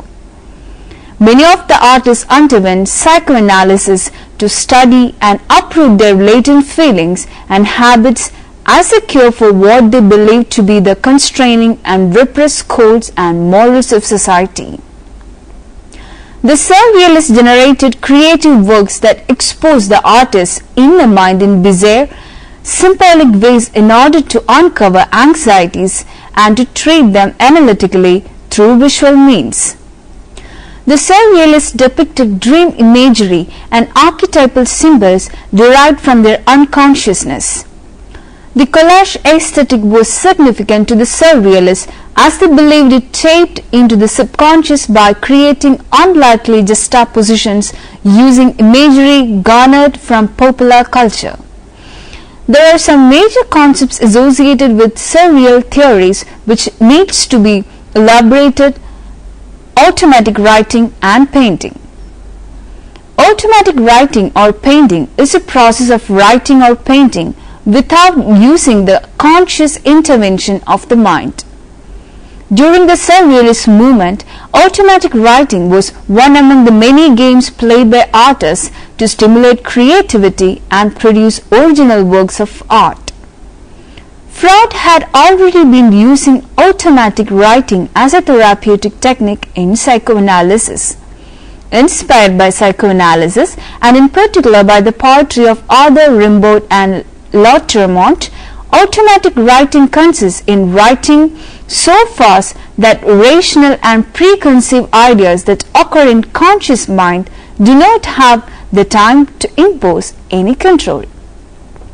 The first text produced by this method, Les Temps Magnétiques, in 1919, was composed alternately by Emmrc and Philippe Saupault. Even earlier to Surrealism, automatic drawing and painting had been attempted by Dada artists. Jean Arp has produced numerous drawings and collages using the automatic process. Exquisite Corpse. Exquisite Corpse is the most famous of the Surrealist games. It made its entry into Art Circle in 1925 and consists in the creation of poems or drawing in large scale. Each artist in turn will write a word or draw a graphic on a paper which is not allowed by the other artists or poem composers to see. The result will be the most unsuspected sentences like, "The exquisite corpse will drink the new wine." It is from this line that this game received its name. Decalcomania. Max Ernst and Oscar Dominics were the two main artists who very effectively practiced this technique. It had its birth in 1935. In this technique, the artist will press a white sheet over another sheet covered with color, peel it while the paint is still wet, and then repeat the process. The final image gives scope for the artist to see images that might be an expression of his unsuppressed subconscious. Fumage. Wolfgang Paulin, the Austrian painter, is the one who started this technique of creating art. This happened in 1937. He moved a candle flame over a sheet of paper to create an outline of an image. Later, this technique was applied to oil painting too. Wolfgang was the predecessor of the fire painting method later developed by artist Jens Klein. Collage. This technique still very much in use in artworks, advertisements, print and visual media. It first appeared in synthetic cubist works and then Dadaist works. It appears in the works of Max Ernst in 1919. Max Ernst was a Dadaist before creating surrealist paintings. Collage uses myriad images from a variety of sources pasted upon a surface, resulting in unexpected juxtapositions. From 1929, Ernst produced collage novels, selecting images from the 19th century prints and catalogues, and made a connection by repeating the visual motifs many times over. Rayograph, invented by artist Mandre in 1922. The procedure involved creating photographs without using camera by placing objects on a light-sensitive plate which is then exposed. Surrealist object. By the mid-1920s, Emmrc made a suggestion to fellow artists to create some of those objects we only glimpse in dreams and whose fate seems infinitely problematic and disturbing. But unlike Duchamp, who felt this as bringing together already existing objects which claimed to be of no value, the surrealists expected the new object to provoke an emotional reaction. The most famous artists who creatively used this technique were Alberto Giacometti, Salvador Dali, John Miro, André Breton, Oscar Dominics, and Mandre. Frettage and grettage. Frettage is a method discovered by Max Ernst in 1925. This was an accidental discovery. While he was staying in an inn in Brittany, he decided to take an impression of the wooden rugged floor. This he achieved by rubbing black lead over a piece of paper, laying it on the floor. He repeated his experiments with other textures and published his first collection of frettages, Histoire Naturelle, in 1926. Also, he extended these experiments with oil painting. Grettage was used in 1927 by Max Ernst. Here, a razor blade is used to scratch the superimposed layer of different hued paints. The result is differently textured images capable of evocation of subconscious imagery. Paranoia criticism. As the name itself suggests, the paranoia criticism happens in a delirious state. The goal is to go beyond the paranoia of routine and habitual way of looking at things and reach a distal perception of reality. This idea was claimed to be developed and practiced Salvador Dali in 1929. Now let us familiarize ourselves with some of the major artworks by some of the significant artists of Surrealist school to get to know their approach better. Gayoshio de Chirico portrayed Premonitore di Guillaume Apollinaire, Premonitory Portrait of Guillaume Apollinaire in 1914. Max Ernst, Ubo Imperator, 1923. Mandre Violon di Incres in 1924. John Miro La Sieste de Sista in 1925 and René Magritte Querelle des Universos in early 1928. Salvador Dali Lion Cheval Dolmay's Invisible in 1930. Victor Bronner Loop Table Wolf Table in 1939. Max Ernst. His paintings and collages create a dreamy quality.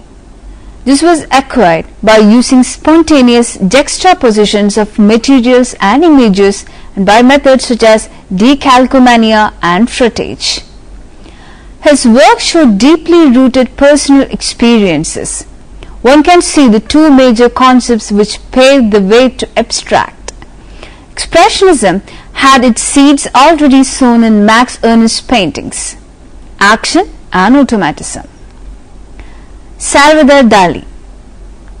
Stunning amalgamation of hyperrealism with a reverie-like subject mainly of erotic nature is what makes Salvador Dali, a Spanish painter, stand out. Thanks to his associations with commercial ventures, difficult ideological attitude, plus shockingly notorious personality, he was scorned by some of his contemporaries. He was even ousted from the Surrealist group, but he became the most popular among Surrealist painters.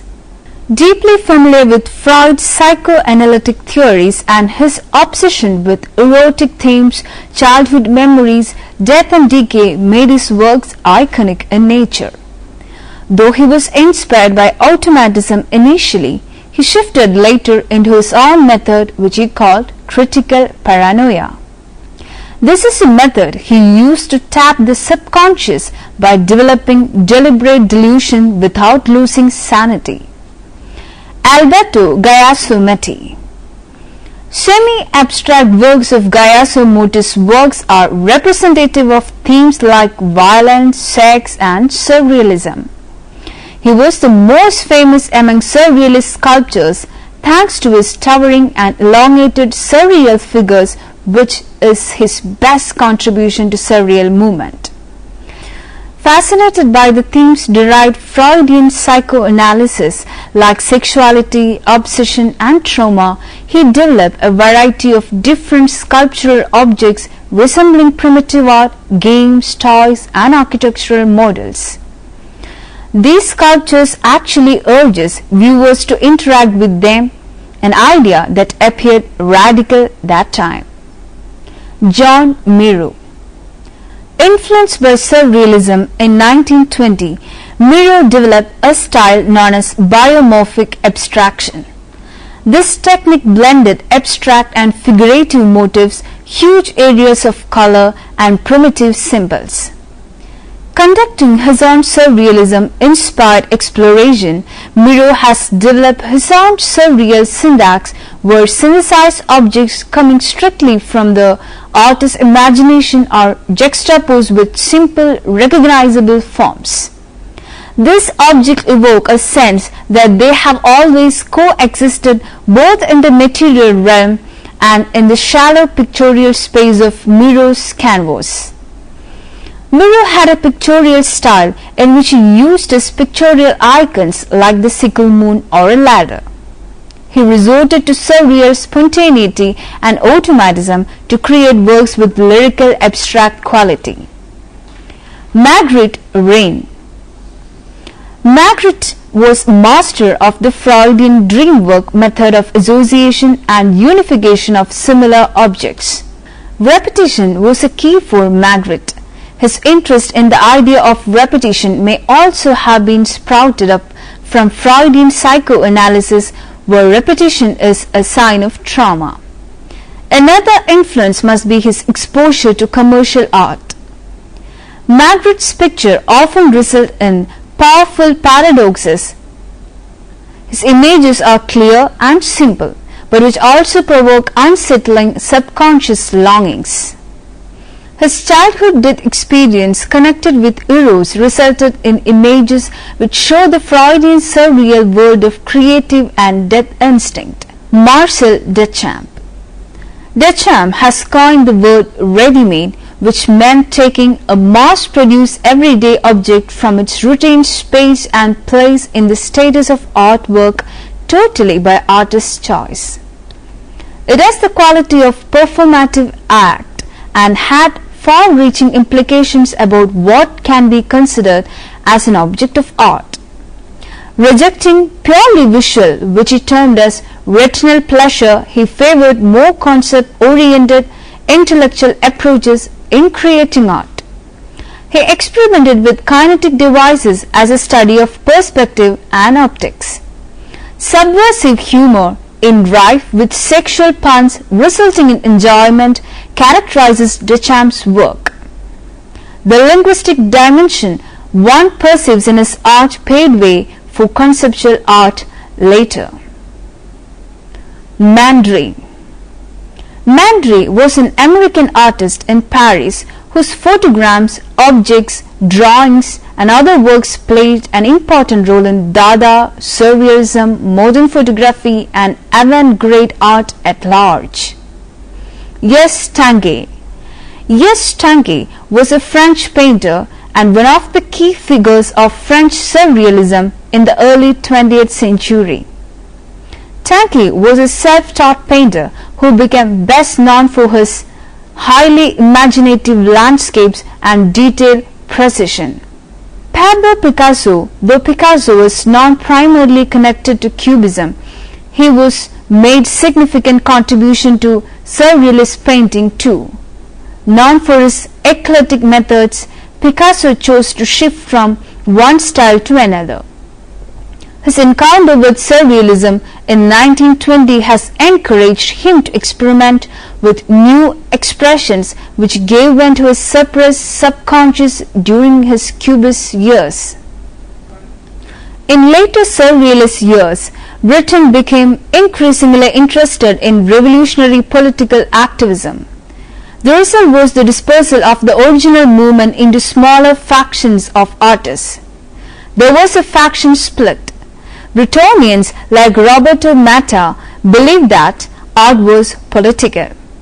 Artists like Yes Tanguy, Max Ernst and Dorothea Tanning remained in America to separate from Britain. Salvador Dali went back to Spain, believing in the centrality of the individual in art.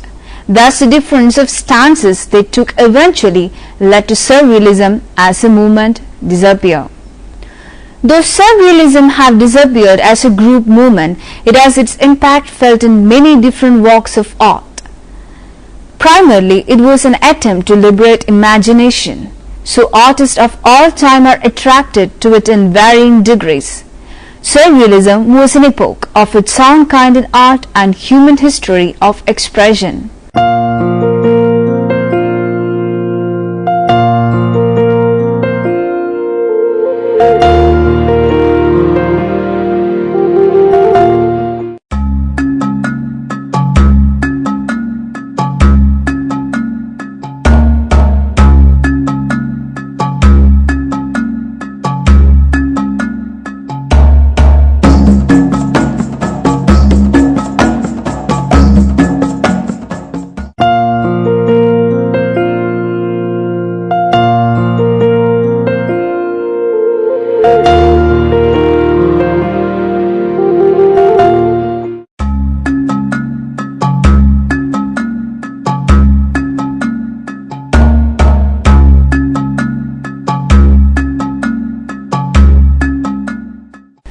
It is time we conclude this session. Bye.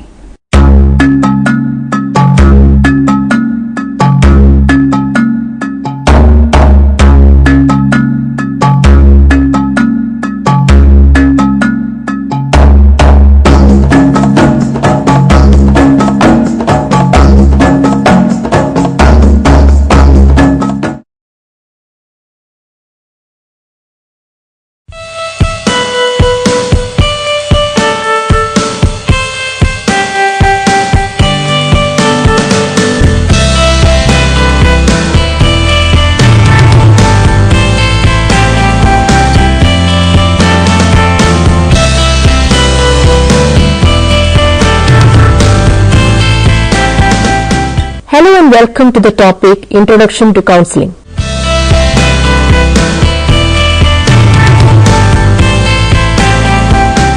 Introduction. This chapter tries to present the basic concepts that are essential to understand counseling process in relation to guidance practice. The discussion provided in this chapter treats counseling both as a goal-directed process and as specific means for consummating this goal. In fact, understanding counseling in relation to guidance gives it more clarity. In guidance, counseling has assumed new dimensions and responsibilities.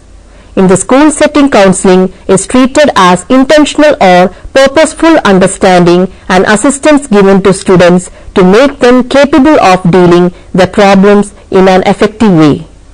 Any process of counseling in that sense is a process of sharing mutual help and consideration engaged by two or more people. Counseling can be defined as a person-to-person process in which one person is helped by another to increase in understanding and ability to meet his problem. This definition does not get into the intricacies of the process. Yet it is helpful to get an idea what counseling is not. Counseling is not simple advice giving or sharing of confidence. Rather, it is an organized process where the counselor and the counselee meet in an atmosphere of mutual trust and understanding.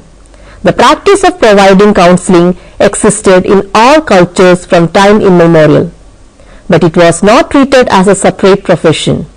These days, counseling is a tangible profession which has its own clear definition and contours to assert its identity from rest of the caregiving services. The elements, the goals, functions and the processes are well in place in a modern counseling setting. It still remains a personal service, but the roles or functions of each of team members involved in it are well defined. Carefully worked out or systematic counseling have certain principles and goals to provide orientation to the counselor and the counselee. Organized counseling services works with the individual to increase in knowledge of self, solve immediate problems, reduce tensions resulting from frustrations, improve in the skills and knowledge required to solve this problem. The counselor acts as facilitating agent in the appraisal of personal problems.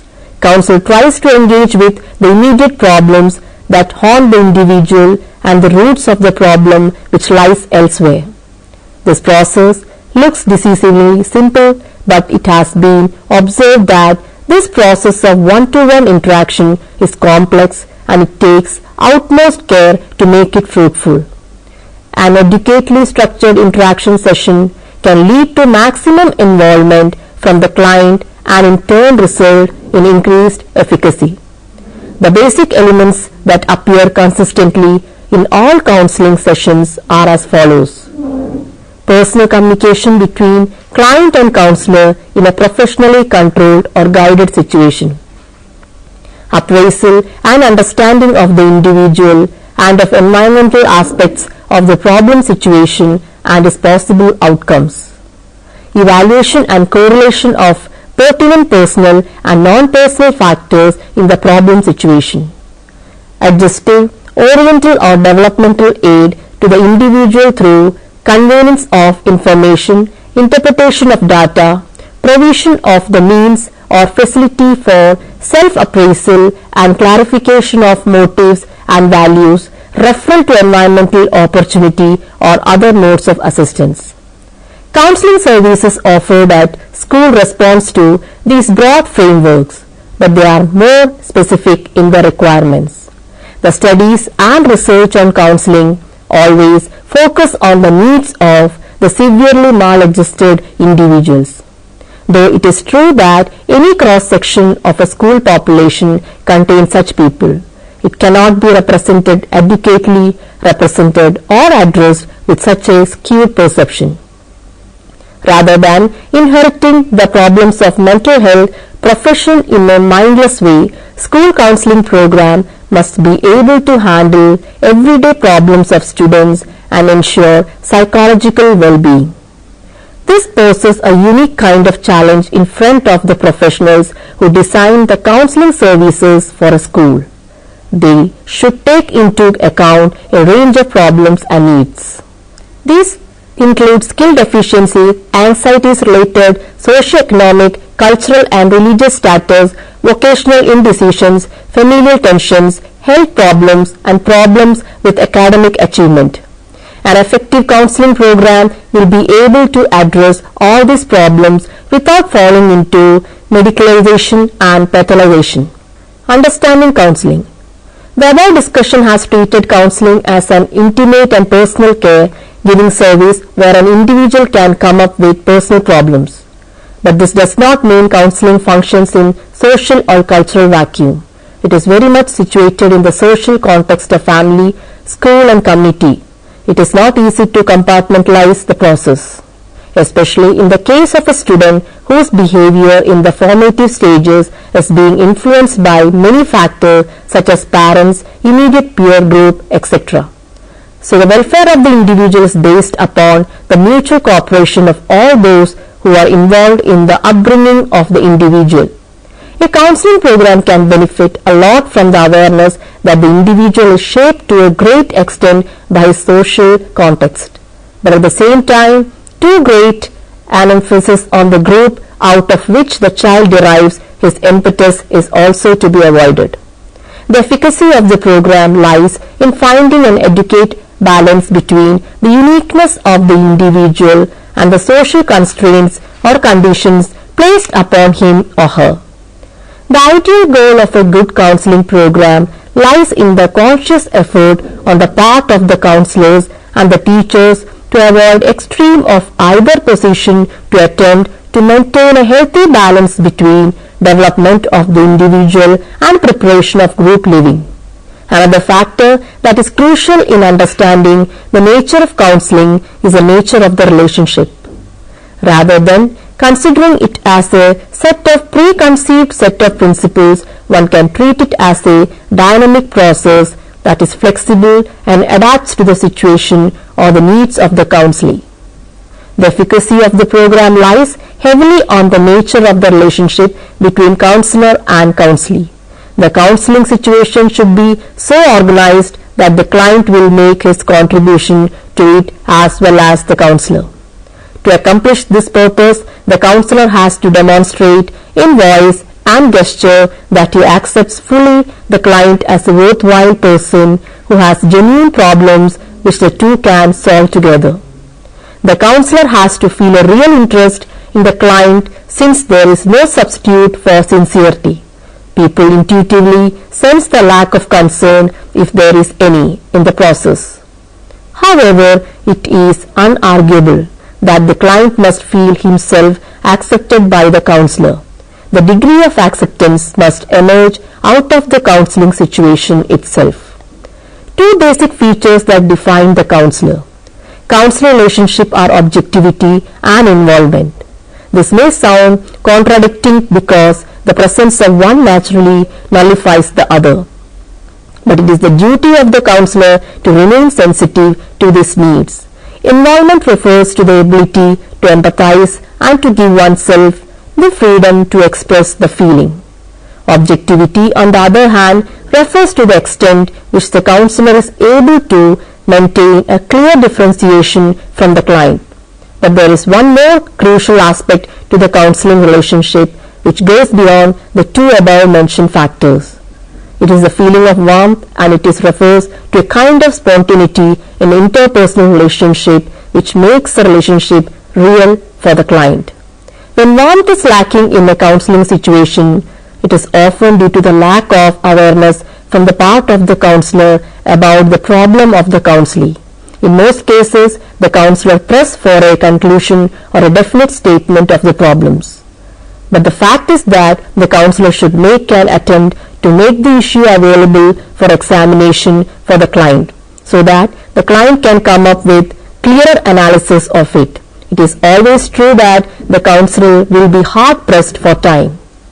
But that doesn't mean he or she cannot initiate the process of self-introspection within the client, a process that is ultimately helpful to arrive the greater goals of counseling than to achieve the immediate resolution of the problem.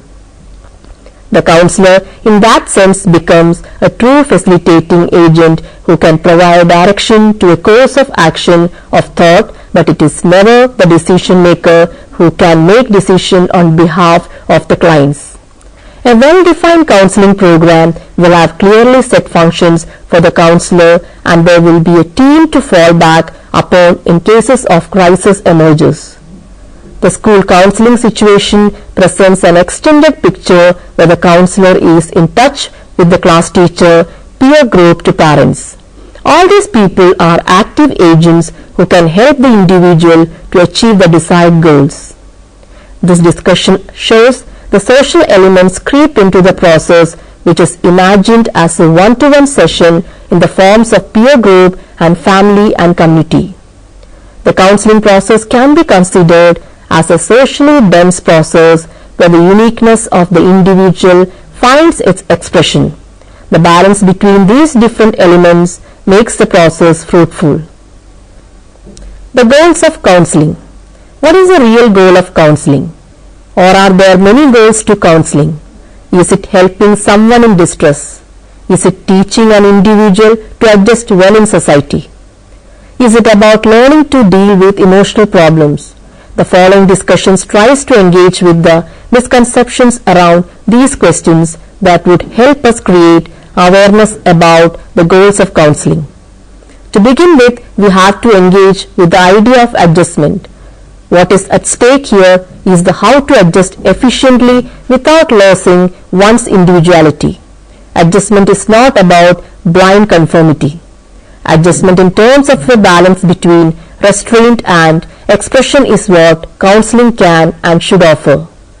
While adjustment is still treated as a major goal of counseling, it is realized increasingly these days that the individual is in a sense never completely adjusted, since complete adjustment would mean a cessation of activity. Counseling is treated as a dynamic practice in which the individuals help to develop in terms of changing conditions. Another major issue in defining the goal of counseling is the idea of counseling as helping. This understanding can act as a stumbling block in arriving at the complexity of the process. It is not to deny the fact that counseling can help people, but it is not naive altruism that guides the counseling process. The responsibility of a decision primarily rests with the counselee and not with the counselor. The counselor, instead of taking away an individual's decision-making capacity, tries to enhance it through respecting it and reassuring it. That is how counseling realizes its potential as a helping profession. Another issue is regarding the temporal framework employed to understand counseling process. Every stage of life has particular problems, and this need makes counseling a continuous process. It is true that an individual is exposed to counseling services in the face of a crisis. But the model of care offered by counseling does not come up with an instant solution. It tries to understand and elevate the root cause of the problem. This cause might not be in the immediate environment of the individual, but might be falling elsewhere. In such situation becomes a continuous process of extending support for a long period of time.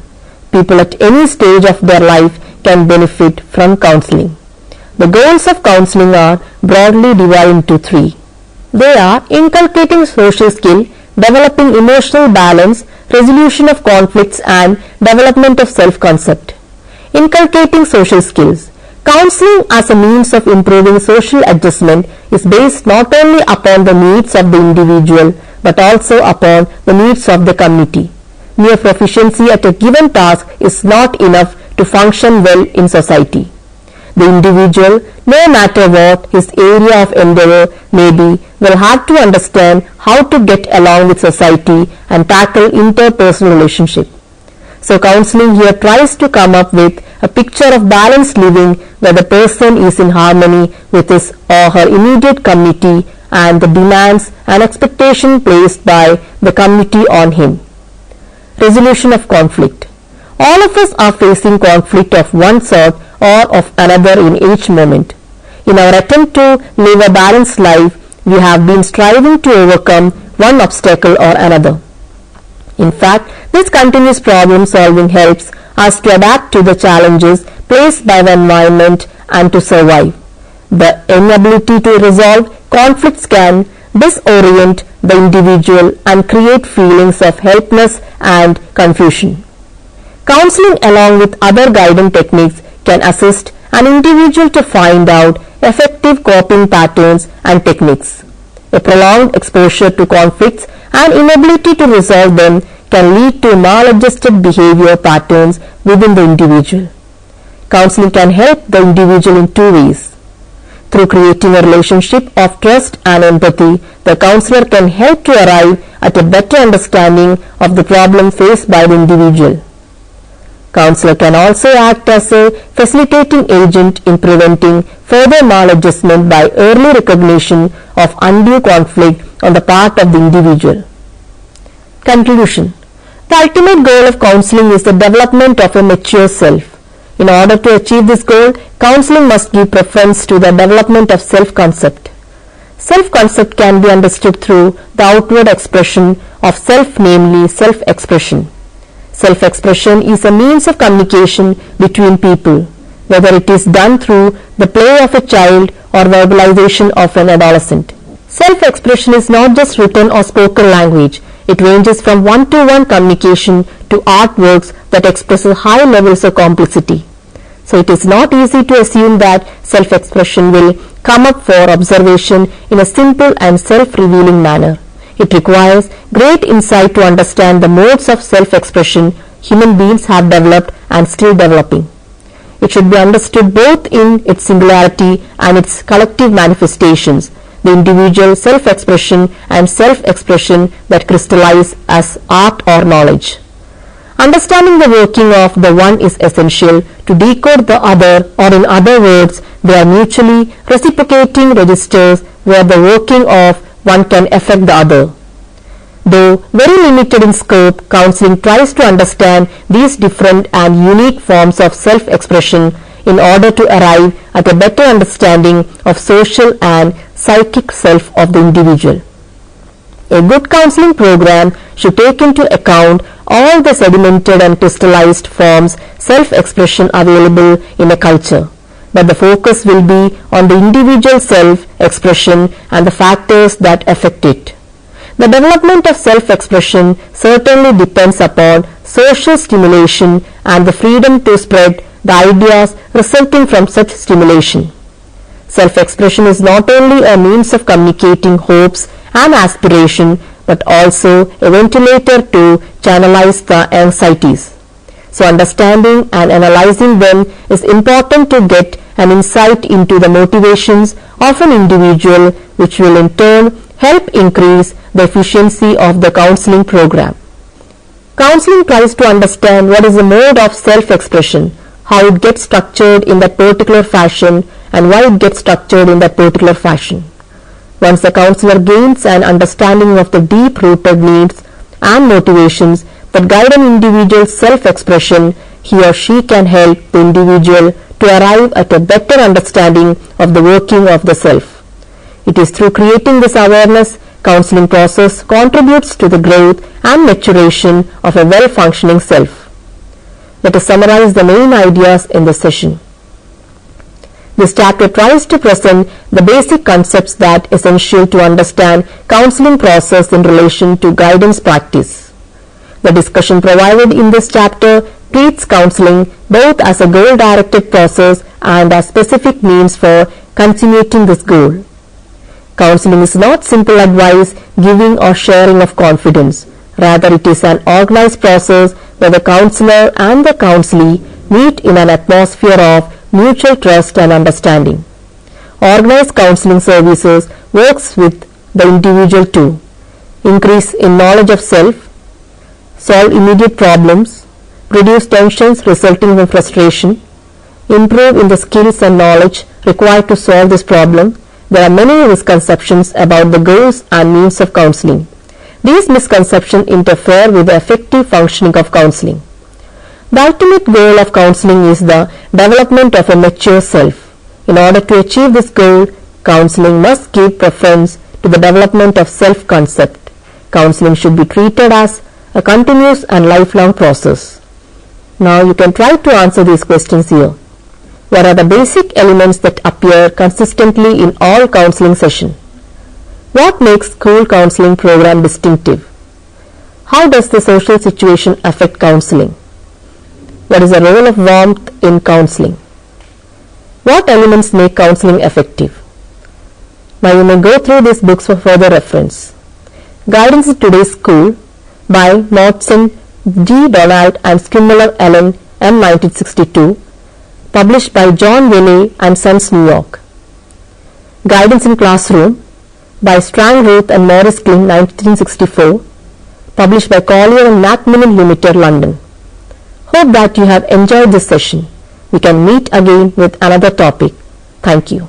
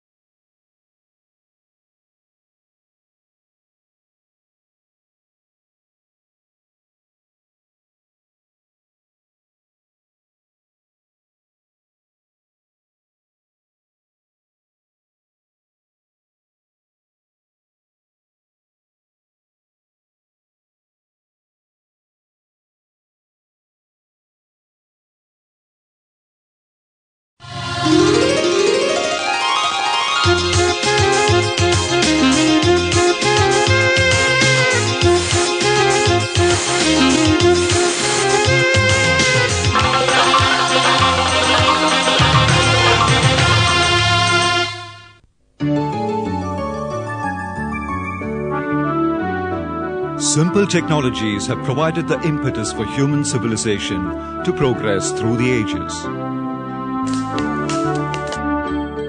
These technologies have helped humankind harness the bounties of nature without affecting its delicate balance.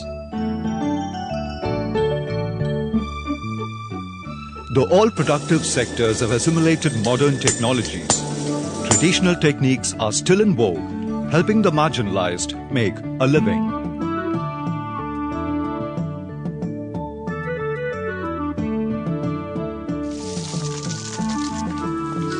Converting clamshells into quicklime and slaked lime is one such indigenous technology.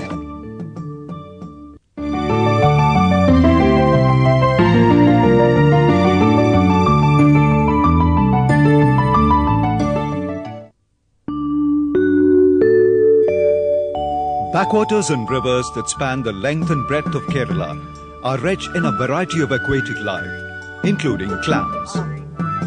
Clams are bivalve mollusks. Besides being a rich source of food, they are a primary raw material in Kerala for the production of lime-based products. Nearly 65% of the annual clam collection belongs to the species Bilorita ceprinoides, commonly known as black clams. Another variety that is rich in protein and used for edible purposes is the white clam. Also serving as a raw material for producing quicklime and slaked lime, it belongs to the species Meretrix castor.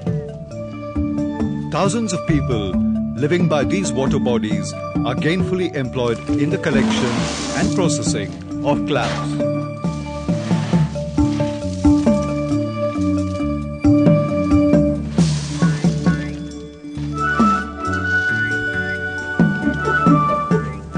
Live clams collected in the backwaters have to be first boiled in water to separate the meat from the shells.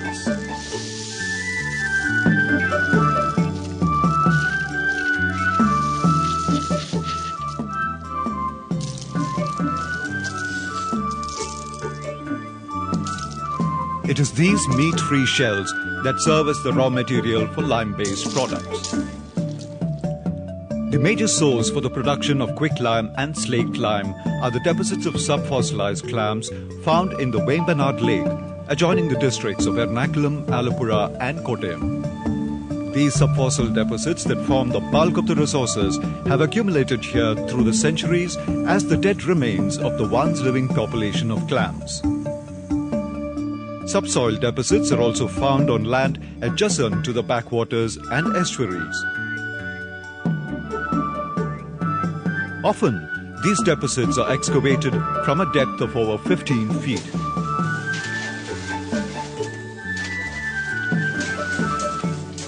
Due to bleaching over a long period of time, these shells lose their black color and appear dull white. These shells are processed in traditional well-shaped kilns known locally as Nurthukudams. The kilns have an opening at the base to blow air. The channels that radiate from the opening smoothen air circulation throughout the kiln. Over the channels, iron rods and tile pieces are placed to prevent the shells from choking the channels. Over these, a layer of dried coconut shell and husk is placed.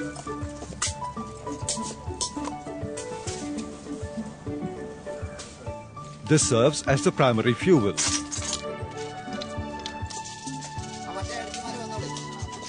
Over this fuel base, a layer of clams is spread, followed by a layer of charcoal.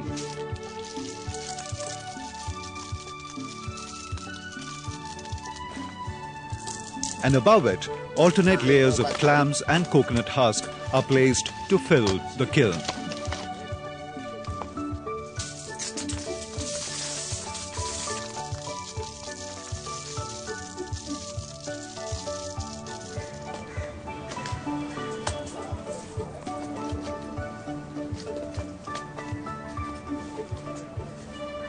Once the filling is done, the kiln is fired.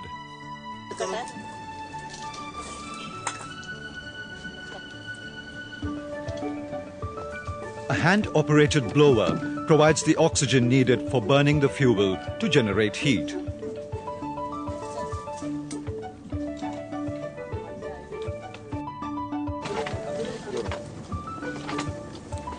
The heat so generated triggers an endothermic reaction.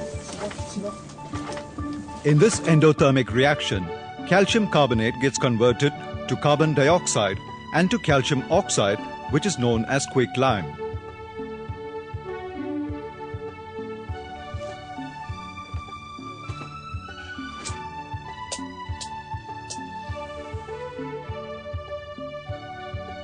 The processing of clamshells in the kilns varies depending upon the quality of quicklime required. When the end product of quicklime is intended for agricultural purposes, only charcoal is used as fuel.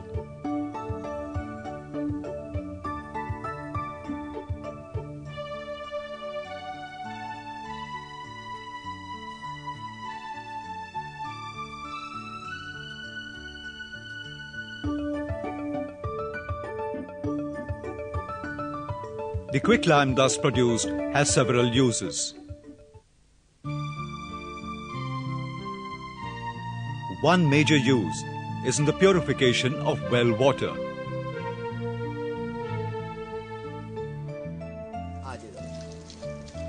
When water is added to quicklime, that is, calcium oxide, an exothermic reaction occurs. This reaction yields calcium hydroxide, commonly known as slaked lime.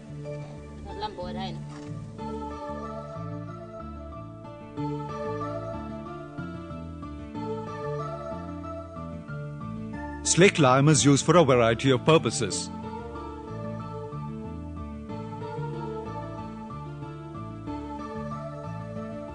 One common application is the whitewashing of buildings.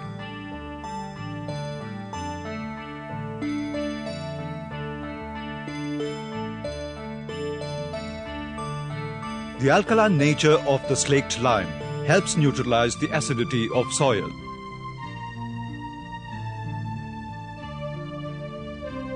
Therefore, it is used in plantations and other cultivable lands to maintain the desirable pH value of the soil. To overcome the extreme acidity of paddy fields, farmers since generations have been using slaked lime. Farmers usually take the cue from the iron sulfide scum on the surface of the water, an indication of high acidity, and apply slaked lime. A time-tested soil management practice indeed.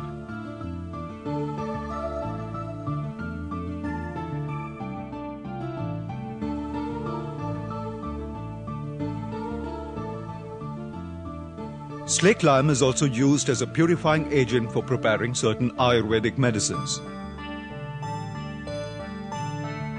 For instance, slaked lime is used to free the herb Plumbago indica, commonly known as Chetti Koduveli, of its acidic content.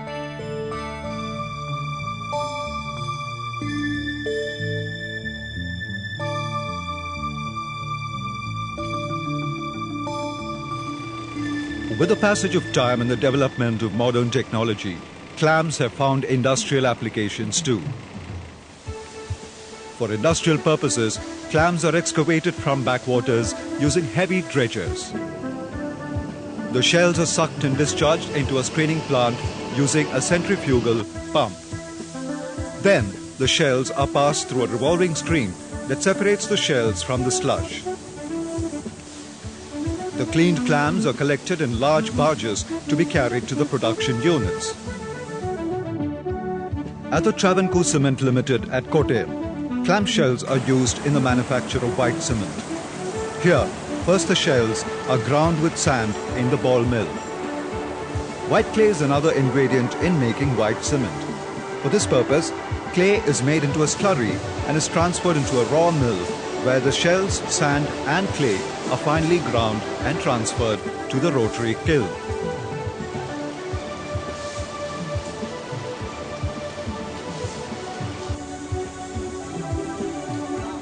In the kiln, this mixture is heated at about 1500 degrees Celsius to produce clinker.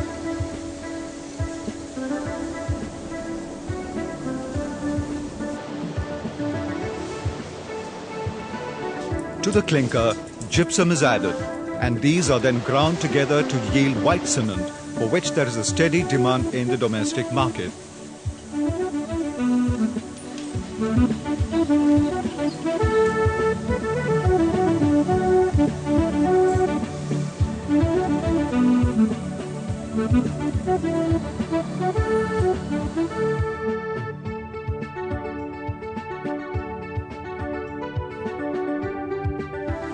Another industry where clamshells are used is that of the newspaper industry.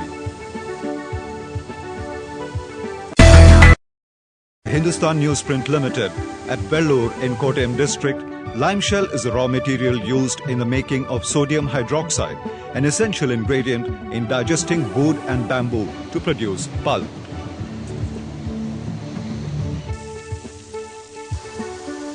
For this, the shells are cleaned and fed through conveyor belts to the rotary kiln.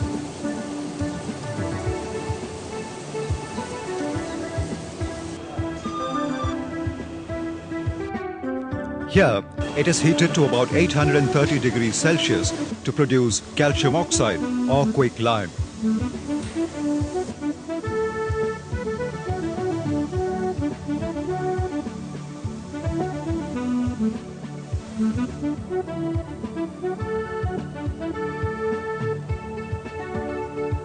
The calcium oxide is transferred to the causticizing plant, where it is mixed with sodium carbonate to obtain sodium hydroxide and calcium carbonate.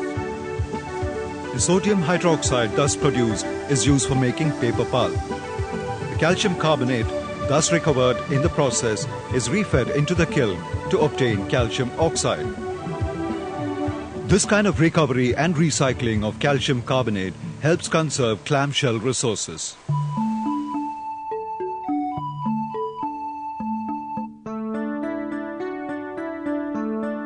The integration of modern technology with traditional know-how. This forms the bedrock of Kerala's successful clamshell industry today.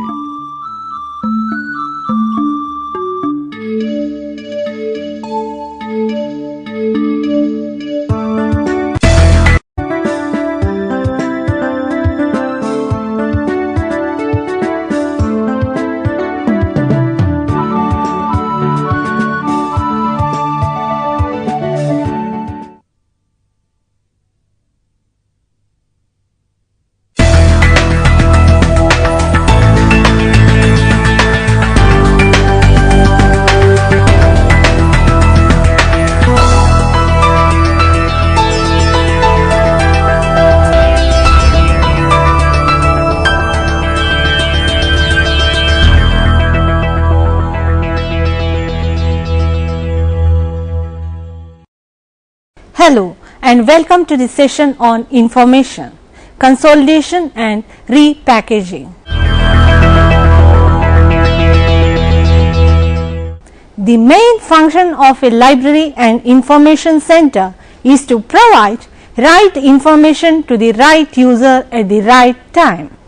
The term right information is not a static term, it is a relative term, that is, the right information to a particular group of users may not be right information to other group of users.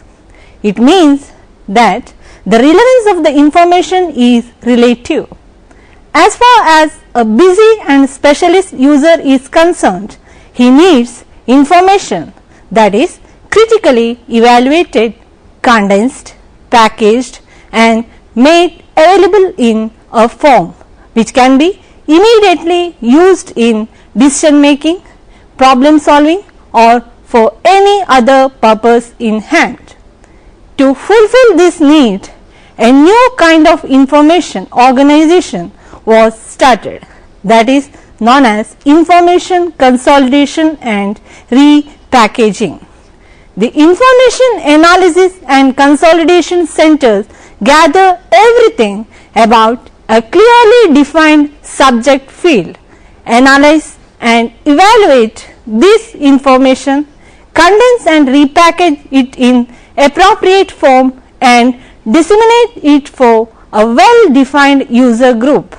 In other words, IAC centers provide users timely, authoritative, evaluated and consolidated information in convenient form, which users can understand, assimilate and use with certain degree of confidence and reliability within the framework of their working environment. There are some factors which are necessary for the information consolidation and repackaging. They are: 1. Exponential growth of information and increasing rate of obsolescence. Users have inadequate time in reading and assimilating new information. 2. Interdisciplinary nature of information leading to scattering and seepage of information. Users can specialize only in restricted subject fields. 3. Wide variation in quality and reliability of information. Users find it difficult and have inadequate time for evaluating and selecting the right information. 4. Information is presented in multiplicity of languages. Users may not be so familiar with all languages to use the information. 5. Information presented in a wide range of standards and formats. Users may not be familiar with the standard of format to use the information. 6. Required information is published in documents with restricted circulation, leading to inaccessibility of information. 7. Science and technological information is highly technical in nature with technical and trade jargons. Potential user with no technical background cannot comprehend it. Definitions. Sarah, Sevick and Wood in 1981 gave the following definition about it. Consolidated information is public knowledge specifically selected, analyzed, evaluated and possibly restructured and repackaged for the purpose of serving some of the immediate decisions, problems and information needs of a defined clientele or social group who otherwise may not be able to effectively and efficiently access and use this knowledge as available in the great amount of documents or in its original form. The criteria for selection, evaluation, restructuring and repackaging of this knowledge is derived from the potential clientele.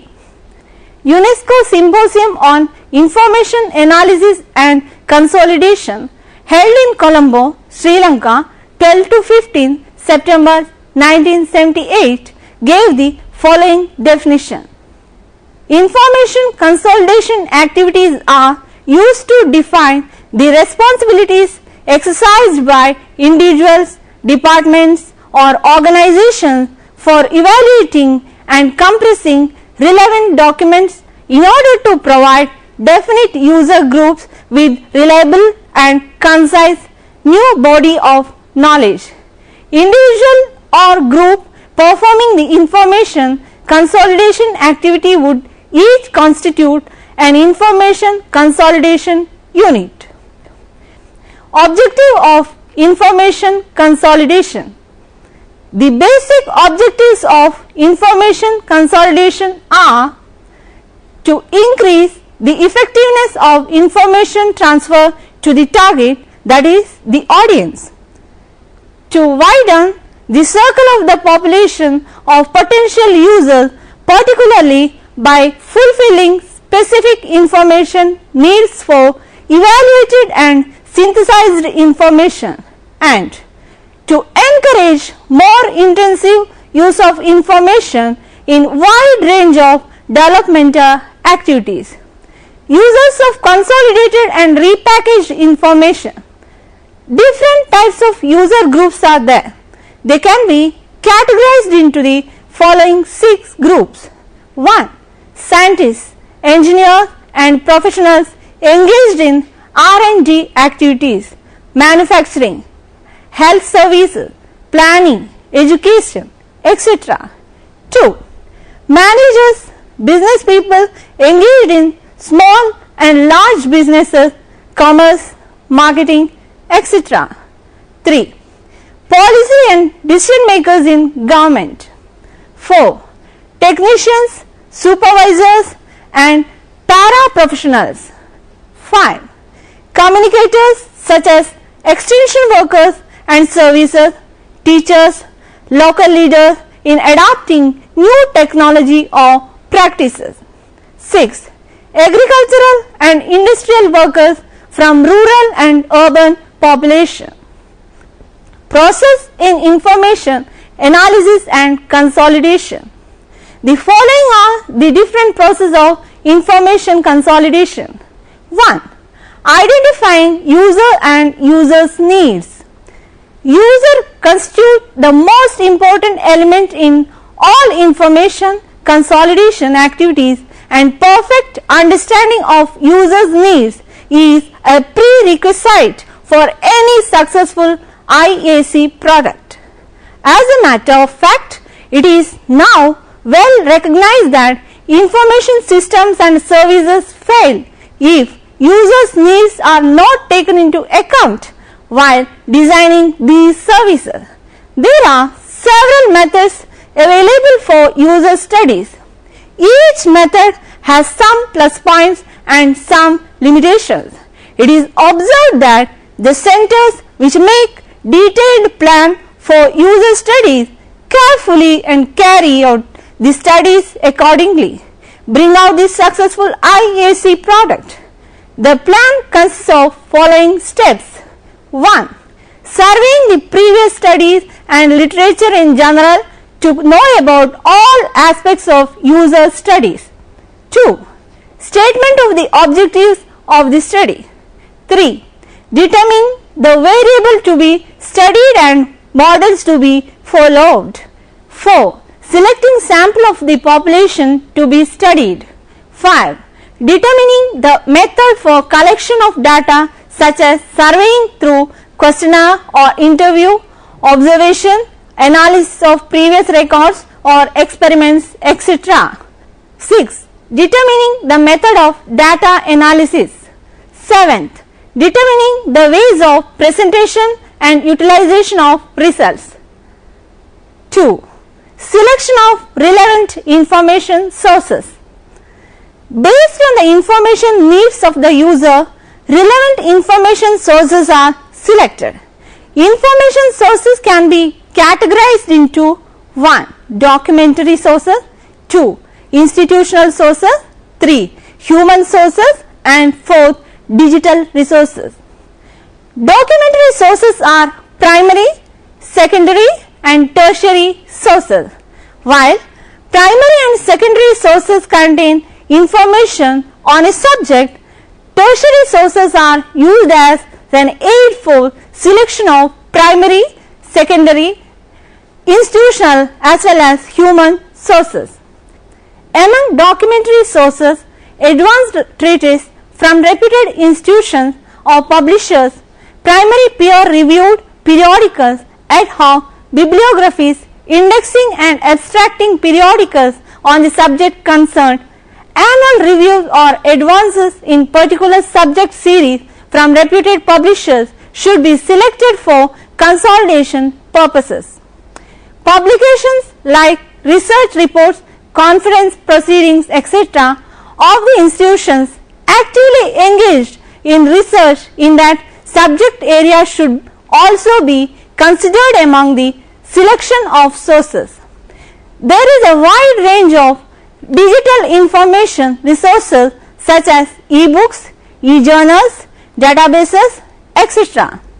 Last but not the least, human resources, that is specialists in the subject concerned, should be identified for consultation purposes. Such specialists may provide information on the subject concerned which is not readily available from any other source. Persons involved in selection process are information specialists or librarians, experts in given subject area, or committees involving either one or both. 3. Evaluation of information. Evaluation involves judging the essential merit, validity and reliability of information contained in the sources selected for consolidation. Procedures for judging intrinsic values are examination of 1. Reviews and state-of-the-art publications on that topic to see if the selected sources are covered by them. 2. Refereeing and peer review to see if the selected sources have undergone refereeing and peer review process prior to publication, as it is the normal practice in the scholarly scientific publication. 3rd, citation indices. Analysis of amount of citations received by the selected sources, which may be author, journal or institution.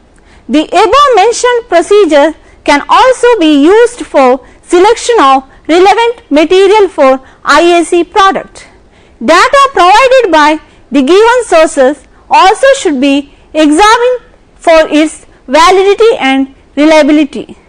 Besides the expert judgment or the general consensus, there are other procedures for data evaluation, such as 1. Comparison of data on the same aspect from different sources. 2. Testing of data, that is critical evaluation of data. Many information centers have come up that are concerned with testing the validity and reliability of S&T data. One such center is Center for Numerical Data Analysis and Synthesis, Peru University, USA. However, both these procedures are costly. 4. Analysis of information.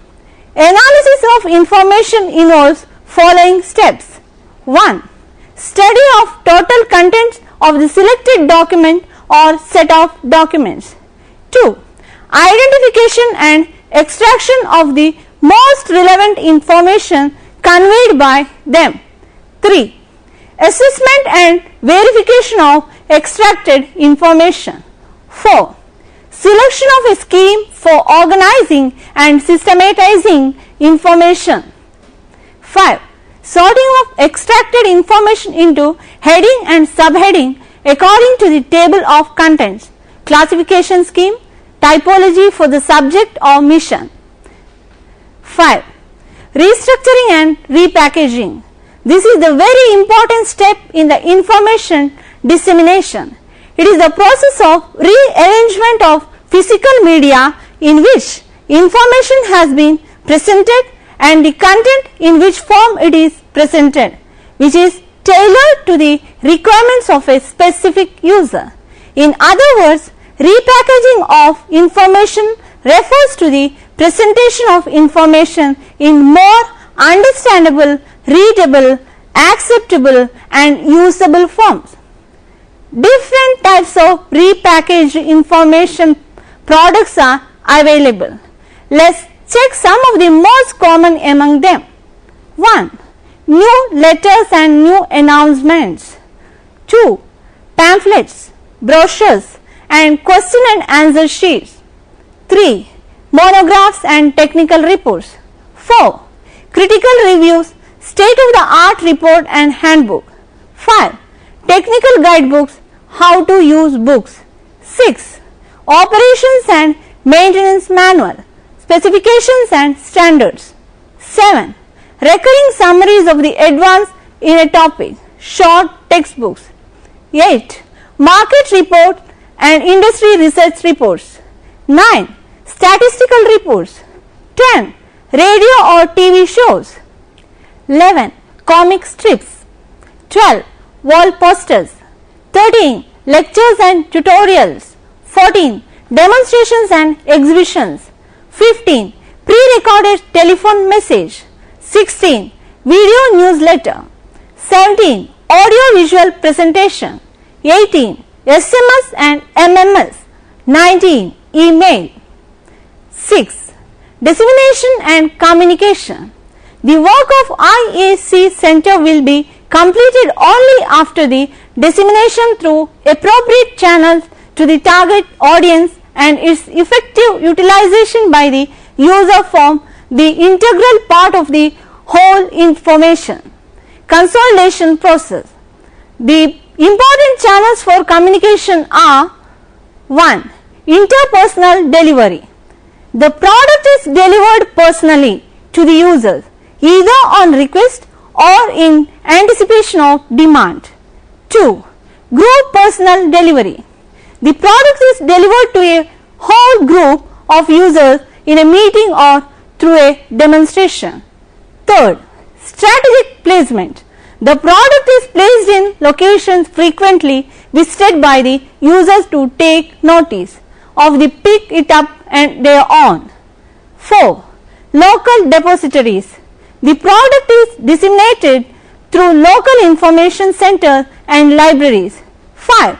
Mass media. The product delivered or announced through mass media, newspapers, magazines, through broadcasting, that is radio or television. 6. Mail. The product is delivered through the direct or mass mailing. 7. Computer networks. The product is delivered through computer via telecommunication networks, online databases, electronic mail or computer conferencing.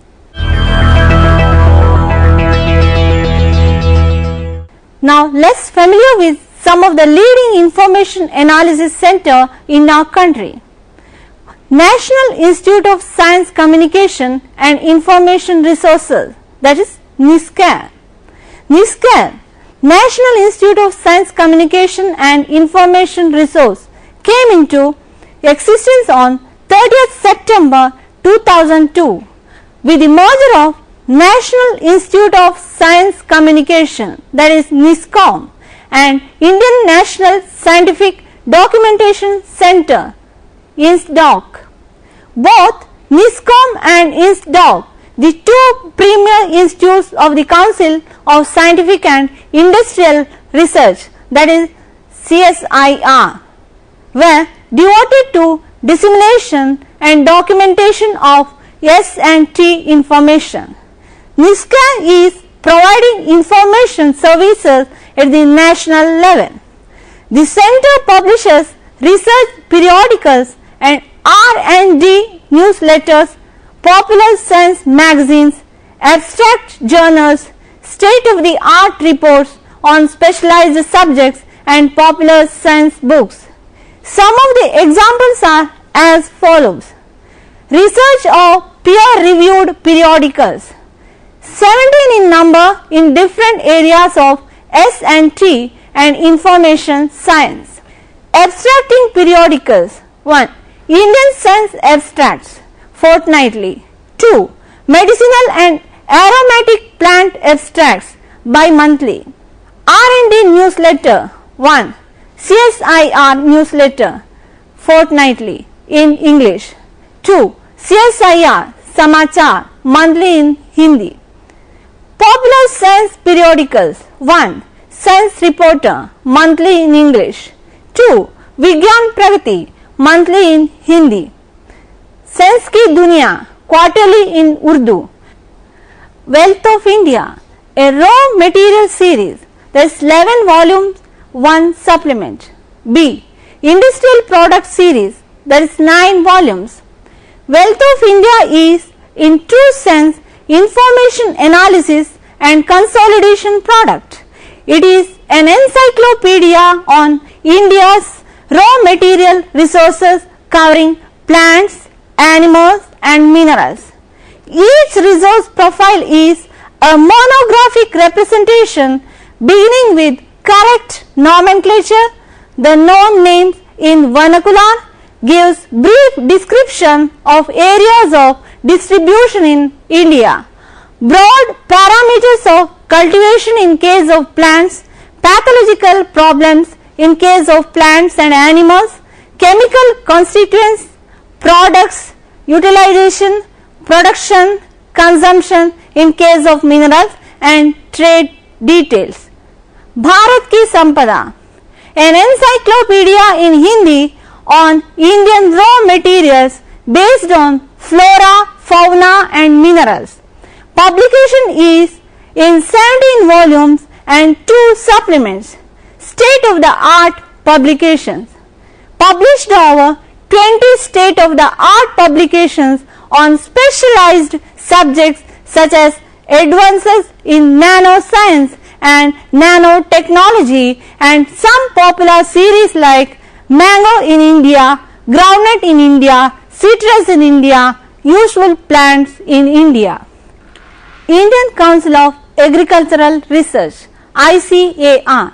The Indian Council of Agricultural Research is an autonomous organization under the Department of Agricultural Research and Education, that is DARE, Ministry of Agriculture, Government of India, formerly known as Imperial Council of Agricultural Research. It was established on 16th July 1929. The Council supports study and research in agricultural science including agriculture, horticulture, animal science, agricultural engineering, fisheries and home sciences. The Council coordinates agricultural R&D program and develops linkages at national and international level with related organizations to enhance the quality of life of the farmers. ICAR has established various research centers to meet the agricultural research and education needs of the country. It has set up 38 state agricultural universities, SAUs, spanning the entire country for teaching, research and extension activities. The Technology Intervention Program of ICAR is integral part of the ICAR's agenda, which establishes Krishi Vigyan Kendras, KVKs, for training, research and demonstration of improved technologies to farmers.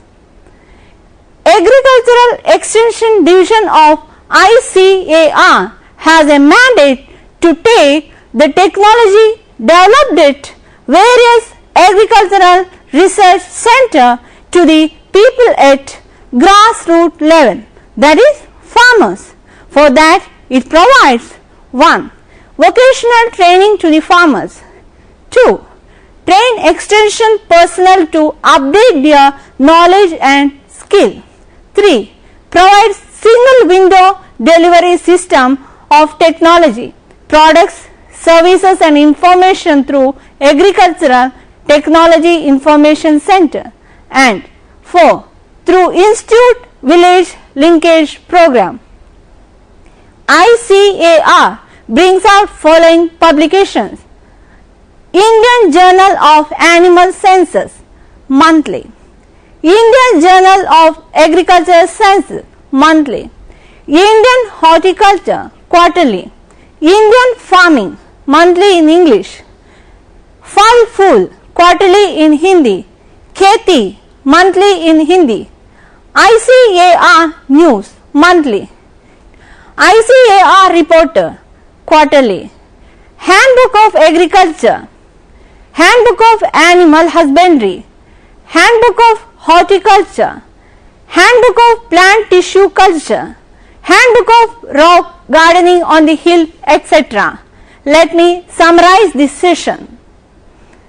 Consolidation and repackaging of information is one of the most useful methods used by not only library and information center but also business organizations and companies for effective communication of information to its targeted audience. The recent developments of ICT have also been utilized for this purpose. Thus, the potential value of the information has been utilized for problem solving, decision making and national development. Now, you can try to answer the question given here. 1. What are the ICT based information products? 2. Define information consolidation. 3. What is information repackaging? 4. What are the different steps in information analysis? 5. Try to find out any international organization and its information, consolidation products and services. Hope that you may go through these books for further reference. Information Consolidation and Repackaging, written by Sitarama S. in 1997, published by SS Publishers, New Delhi. Textbook of Information, written by Kawatra in 2000, published by APH Publishers, New Delhi. A Course in Information Consolidation, a handbook for education and training in analysis, synthesis and repackaging of information, published by UNESCO in 1986. Thank you for watching this program. We can meet again with another topic. Have a nice day.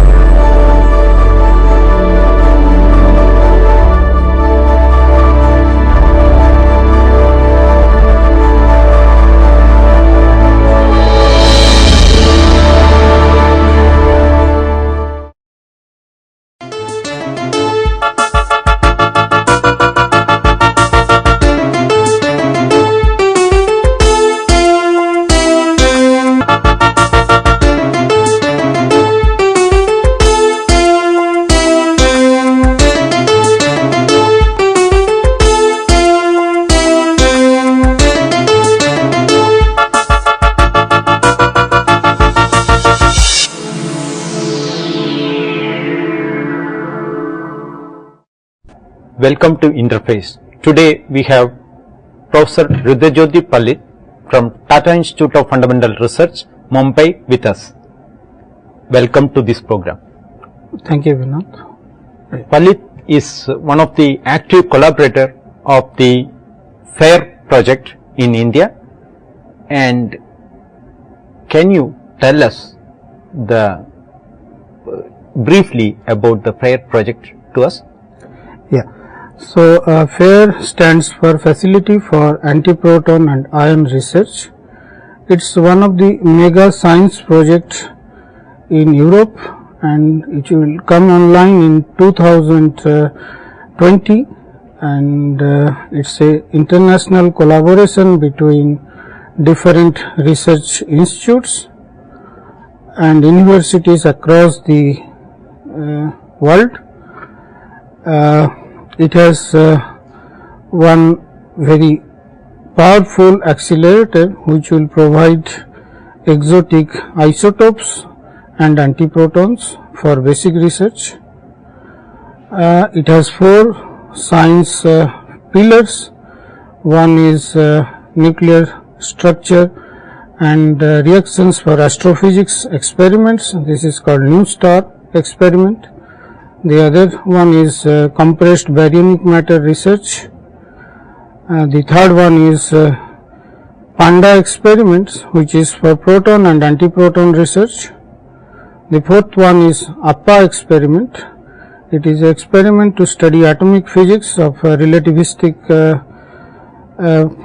atoms and applied physics. And many countries are involved in this mega project. Okay. In brief, the project aims to study the nuclear matter and the evolution of the universe. Okay. What type of exotic nuclei? Can you elaborate on that thing? What type of exotic nuclei you will study with this project? So, you know, isotopes, the different type of isotopes can be possible, and one of the like a given chemical element can have different type of isotopes depending upon its mass number. Suppose you look for the carbon, which has a major part in a human body, can come in the form of 12 carbon or 14 carbon. 12 carbon has 6 protons and 6 neutrons, while 14 carbon has 6 protons and 8 neutrons. The chemical properties of 12 carbon and 14 carbon are similar, however their physical properties of 14 are different. Namely, 14 carbon is radioactive and 12 carbon is stable. You know, the 14 carbon is used for dating purposes, and which is used to find out the lifetime of organic material, and 12 carbon is stable. Interestingly, the facility like FAIR can produce like heavier carbon isotopes, say 22 carbon or so, where you have 6 protons and you have 16 neutrons. So it has 10 additional neutrons than the stable isotope, which is 12 carbon. And study of these isotopes are interesting from basic science point of view. Why these isotopes are interesting for the mankind? What you produce in this pair, these isotopes you talked about, how they are important for the mankind. So the FAIR facility is a very ambitious project to produce wide variety of isotopes from lighter to heavier elements. Understanding these isotopes is an intellectual challenge, and measurement of the different properties of these exotic isotopes will provide us new insight about the nuclear forces. Some of the isotopes they will play a crucial role in understanding the puzzle of production of elements, chemical elements in the universe. Because these isotopes are expected are believed to be produced in stars during certain astrophysical processes, and their decay properties are essential to know about the elemental abundances. Like in our solar system, we have now hydrogens are getting fused to produce heliums, and as time will pass, the heavier elements up to iron will be produced by fusion reaction. But what happens, or how do you produce heavier elements which are heavier than iron, remains a puzzle, and it is believed that the heavier elements are produced during supernova explosion, which is followed by death of massive stars. So therefore, the interest in studying this isotope is of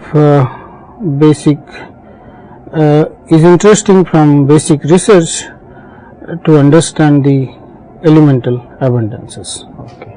So to solve this puzzle, what type of experiments are planned or you propose to study or to solve the puzzle?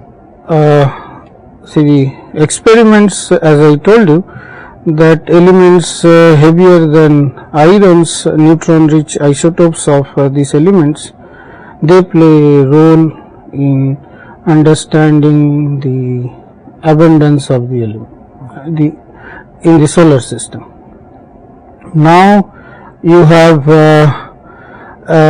to measure their decay properties, as well as you have to measure their cross sections, capture cross sections with neutrons.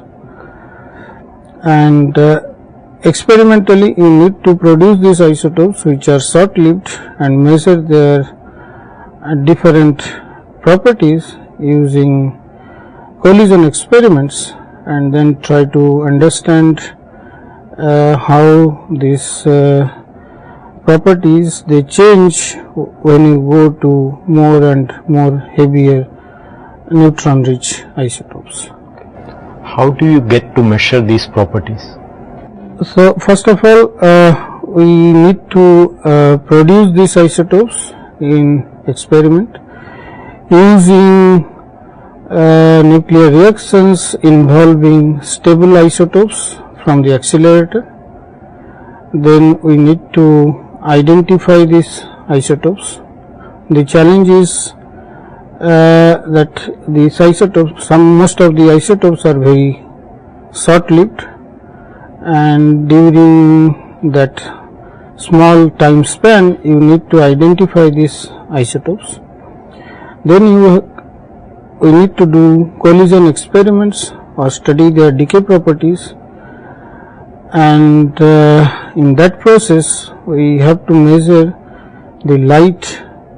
In case of nucleus, it is the gamma radiations coming from the nucleus, or the other type of radiations like proton or alpha, and neutrons. From there we will be able to study the various properties of these isotopes, and you need sophisticated detection systems and instrumentation to measure the different properties of these isotopes. Do you expect some surprises? Yeah, as like any other basic research project, this project is extremely ambitious and has a lot of potential for new discoveries. One of the aspect of the nuclear system is that it is a very complex quantum system, and understanding in detail its structure and the dynamics, what happens inside the nucleus, remains a challenge. The existing effective nuclear forces are not understood completely, and therefore the state of the art nuclear models have difficulties in explaining very neutron rich or neutron deficient isotopes properties. So nuclear science is mostly a experimental science, where the experimental measurements they guide the theory, and it improves the predictive power of the nuclear theory. So one of the aspects of exotic isotopes is that the nucleon force, the effective force, can become simplified when you go to certain very exotic isotopes, and measuring their properties can help in improving certain aspect of the nuclear force. One of the aspect of the surprising research potential of the field is that you can have very different properties, exotic modes of nuclei compared to what you see in case of stable nuclei. One of the example is if you look for an isotope which is stable, say lithium, which is 6 and 7, and then if you keep on adding neutrons to 7 lithium, then you can produce 8 lithium and the heavier lithiums isotopes. And what has been observed that in case of 11 lithium, which is 4 neutrons more than the stable isotope of 7 lithium, has a size which is that of 208 lead. So this type of interesting aspect that suddenly the nucleus can have a very diffuse matter distribution can give rise to new type of interactions, and you can study the nuclear forces in a medium where the density is much smaller, and that can give rise to sometimes a clustering of nuclei, clustering of nucleons, and it can also give rise to a new form of residual interactions, and that can have a different impact on the other properties of nucleus. We can also study the properties of equation of state of nuclear matter at low density. Then another aspect of low energy nuclear physics with the type of facilities like FAIR will be the study of the magic numbers. We know that nuclei with certain number of neutrons and protons are more bound because of the magic numbers, which is predicted by the cell model. And now what has been observed that if you see do the measurements for neutron rich isotopes, you find out that these magic numbers change, and though the cell model has been used to explain the properties of nuclei, and it has lot of success stories, now we are seeing that this aspect, the major aspect of the cell model, which is the magic number, that is also changing when you go for neutron rich nuclei or nuclei away from line of stability. And this type of things will change our basic understanding of nuclear physics. The another aspect which is of interest is to find out the limits of stability of nuclei. Right now we know the limits for isotopes up to oxygen, mainly the neutron drip line and the proton drip line. However, the heavier isotopes, the drip lines are not understood and we don't know, and facilities like FAIR can give us idea about the drip lines, neutron drip line and proton drip line up to Z equal to 25.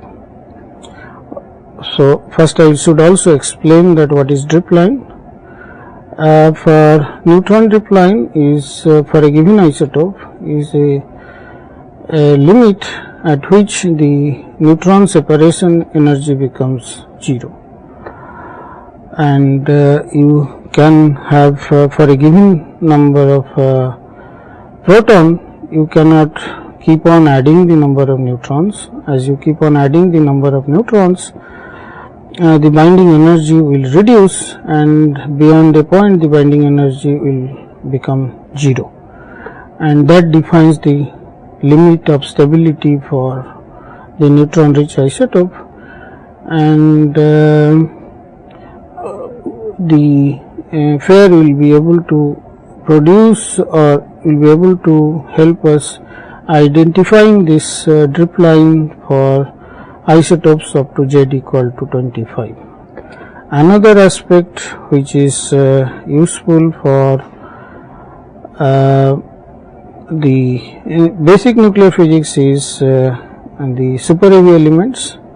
We know that heavier elements beyond mass Z equal to 110 people are produced, but their lifetimes are much smaller, and theoretical models predicts that at a heavier Z around 126 you can have elements which have more stability compared to the intermediate isotopes. So that is this type of isotopes, if one can produce, will help us understanding the stability of heavy nuclei, and all this type of research will be possible with FAIR.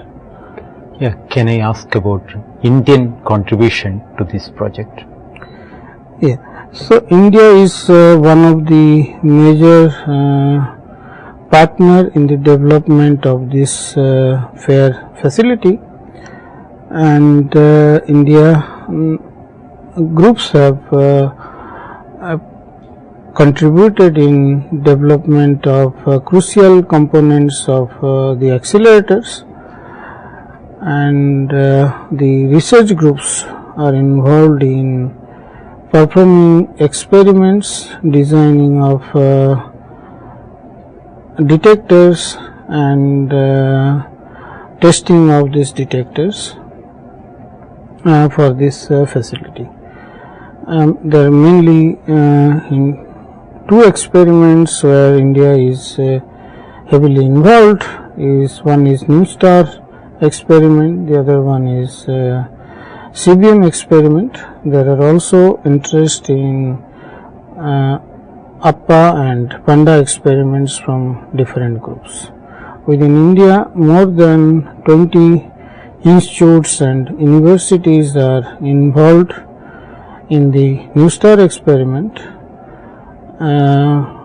in studying the properties of exotic isotopes, and the compressed baryonic experiment where people will like to measure the properties at high density, and there around again 20 universities and institutes are involved, and they are developing certain detector systems for the CBM experiment. What about the research group involved, and how many students are involved in India? Or can you tell me more about? So, as I told you that for New Star experiments, around 15 universities are involved, and from 15 universities around 25 faculty members and around 25 PhD students are involved in the R&D required for development of the detectors for the New Star experiments, and planning and simulation of these experiments. To train the students, we recently have organized a school in Calicut University, where we are giving training to the PhD students on the different type of physics which can be performed at FAIR, as well as the experimental challenges which we need to tackle while doing this experiment, and different type of detectors which will be used or which we are planning to build.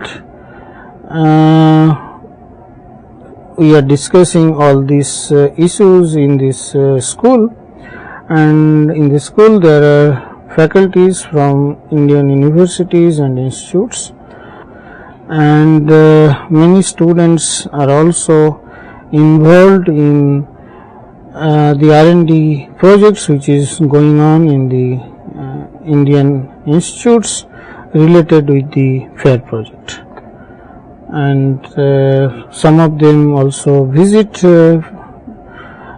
FAIR labs to participate in the R&D aspect of the experiment. They also attend the international fair schools and also participate in experiments where the testing of the equipment for the new star is going on.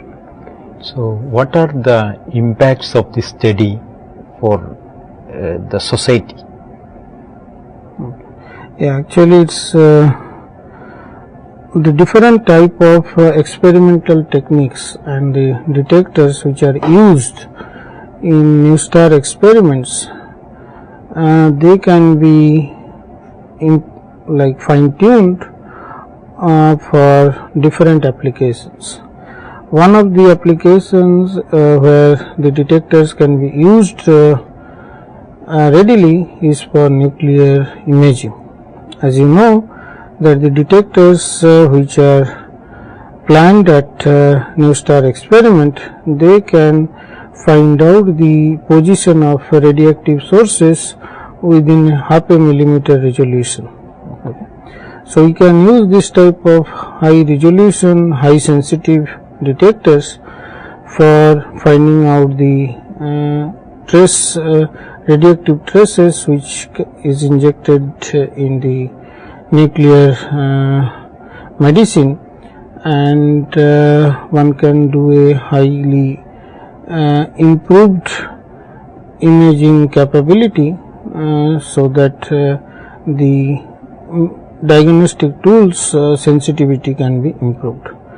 The other application of nuclear techniques is the production of different type of isotopes which are used in nuclear medicine. One can try to see for new variety of isotopes, and then the other techniques of accelerator which is used for in medical science is the heavy ion based therapy for cancer treatment. Also the type of detectors which are used, they can be modified for homeland security purposes. Thank you very much for to be in this interface. Thank you. Thanks.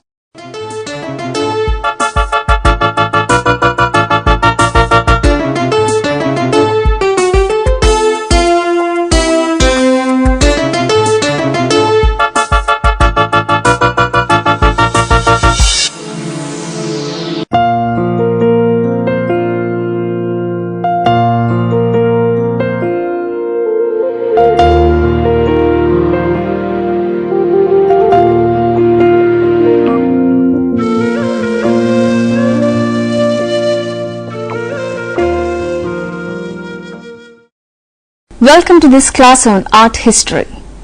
We will be dealing with a very significant modern art movement in this session, Cubism.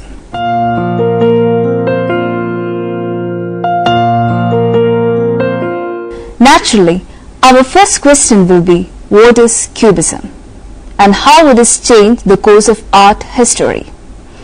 Cubism is a highly influential modern art movement. It is considered by some art historians as the first abstract movement in the history of art. There is a controversy regarding this attribution, and some historians consider the Blue Rider group to be the first pure abstract art movement.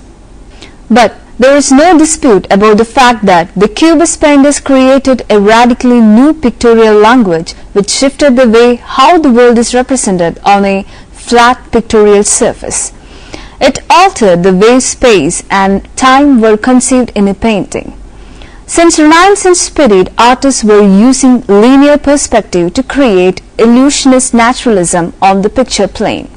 Even modern art movements like Realism and Impressionism were using the same perspective principles developed during the Renaissance.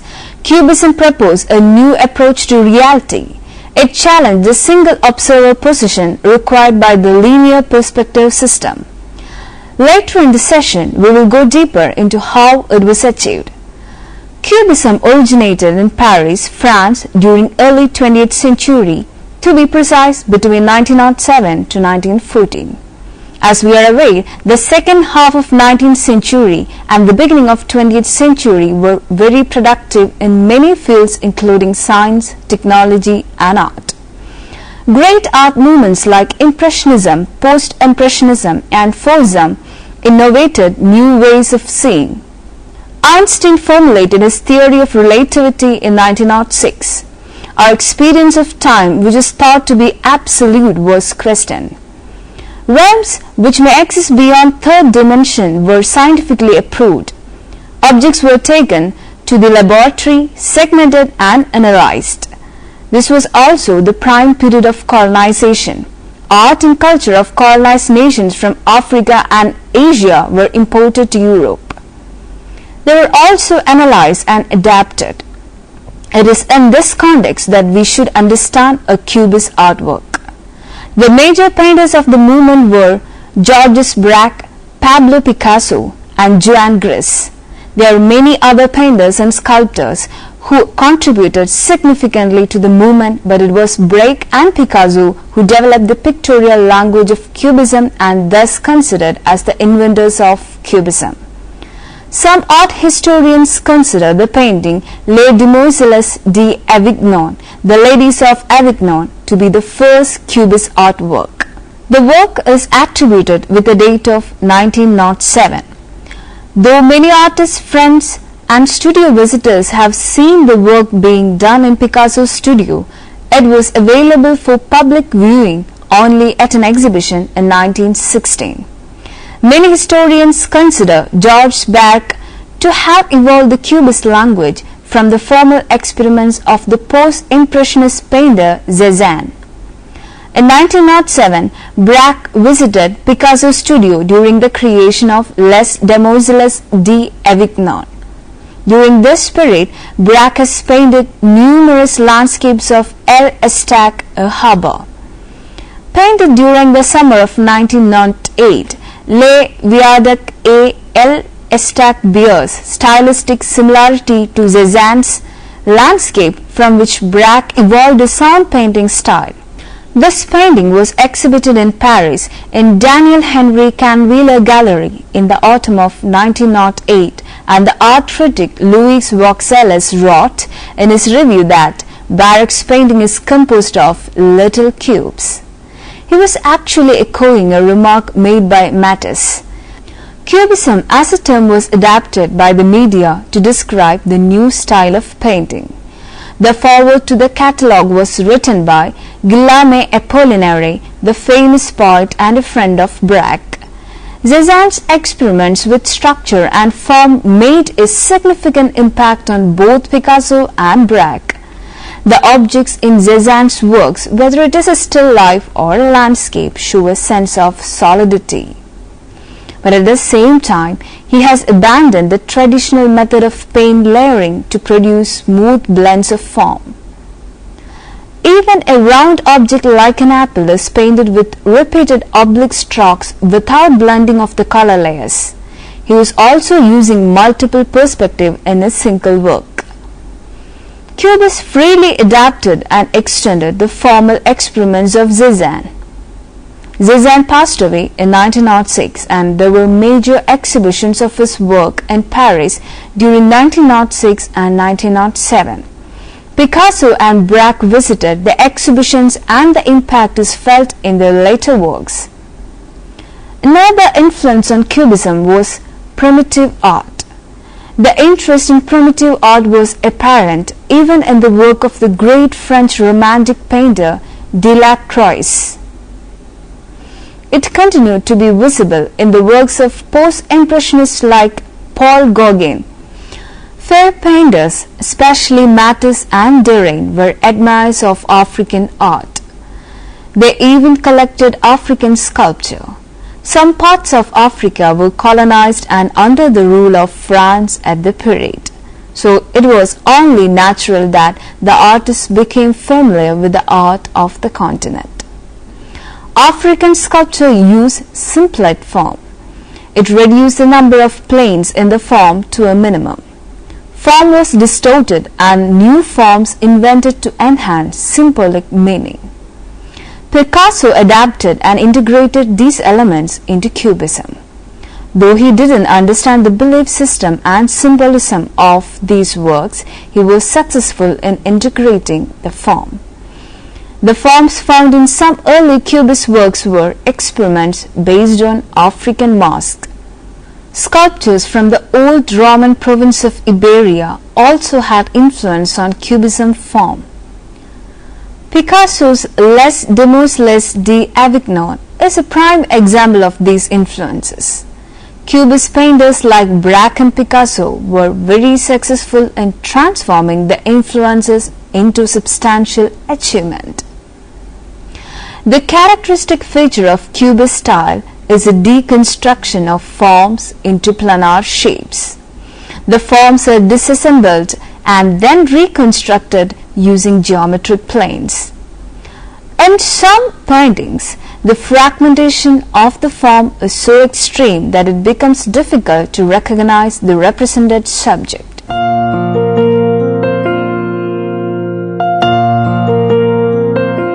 The theory of relativity questioned the linear existence of time. It became theoretically possible that many dimensions exist.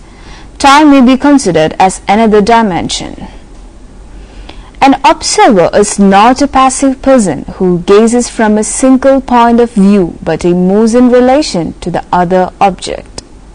One important feature of Cubism, usage of multiple perspective, is related to this idea. The fourth dimension of time is represented by the deconstruction and assemblage of the form of a single object seen from multiple angles. Thus, if we observe intently a Cubist work, there is a possibility that the object may be recognized as visible from many angles. The major stylistic features of Cubism are simultaneity of multiple views, the overlapping and the interpenetration of planes, and synthesis of new forms. Some Cubist works even used fragments to form objects like printed paper pasted upon the canvas surface. Cubism's most fruitful experiments spanned between 1907 and 1914. Its aesthetic continued till 1930s. Art historians divided the stylistic development of Cubism into three stages. First phase is primitive Cubism.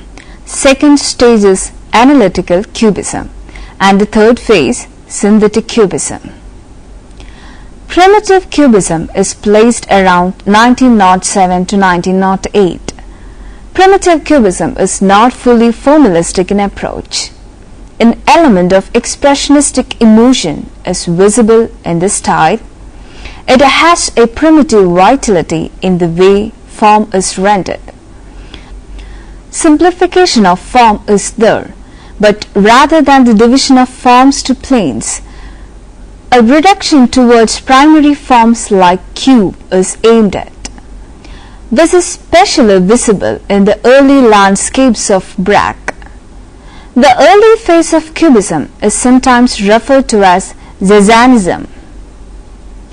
Analytical Cubism from 1909 to 2012 is considered to be a peak point of Cubist style.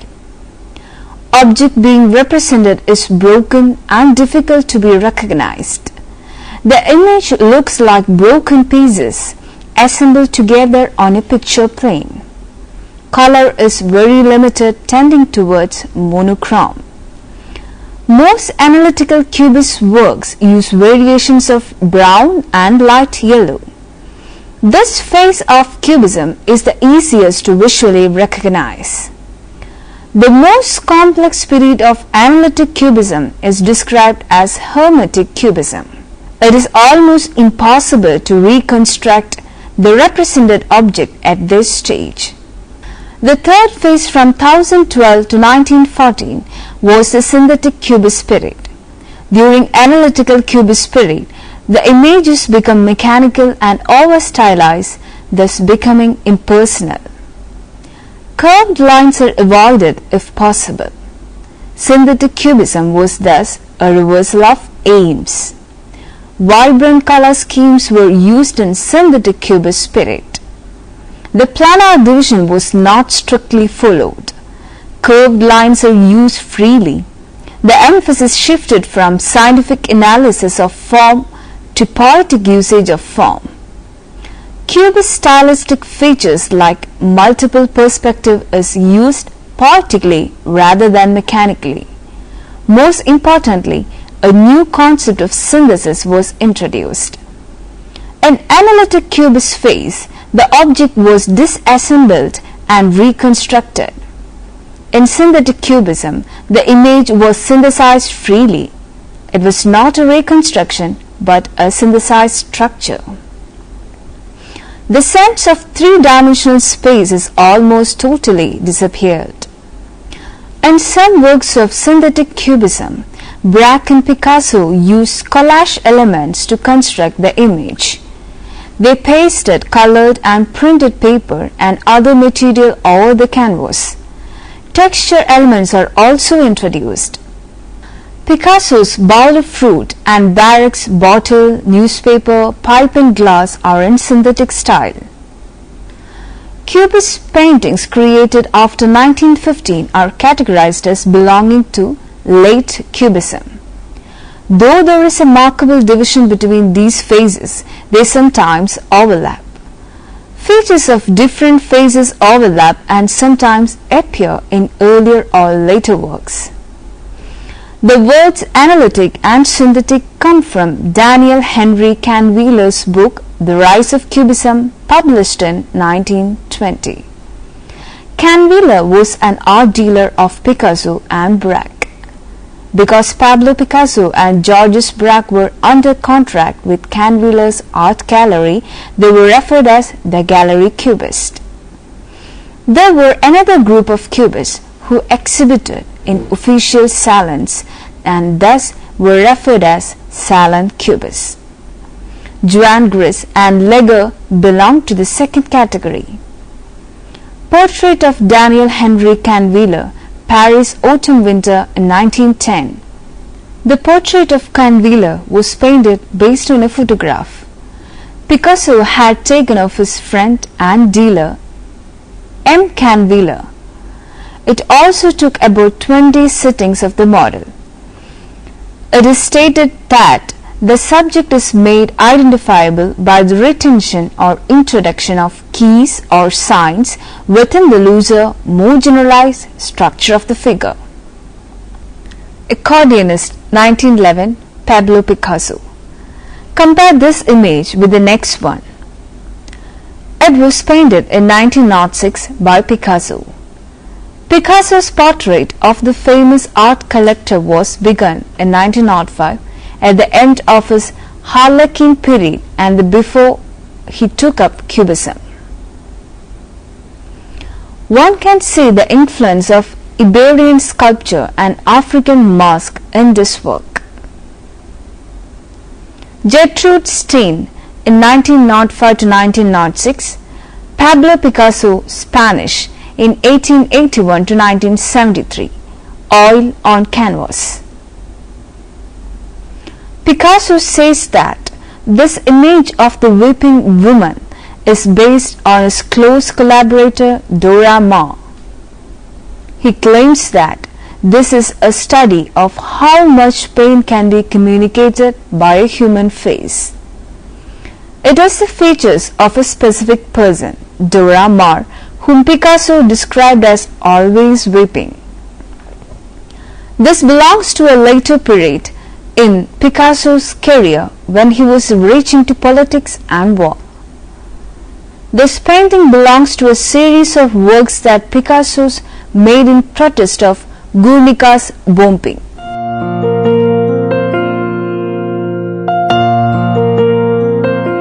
Though Braque and Picasso were considered as the inventors of the style, there were other artists who made significant contribution to the development of the Cubist style.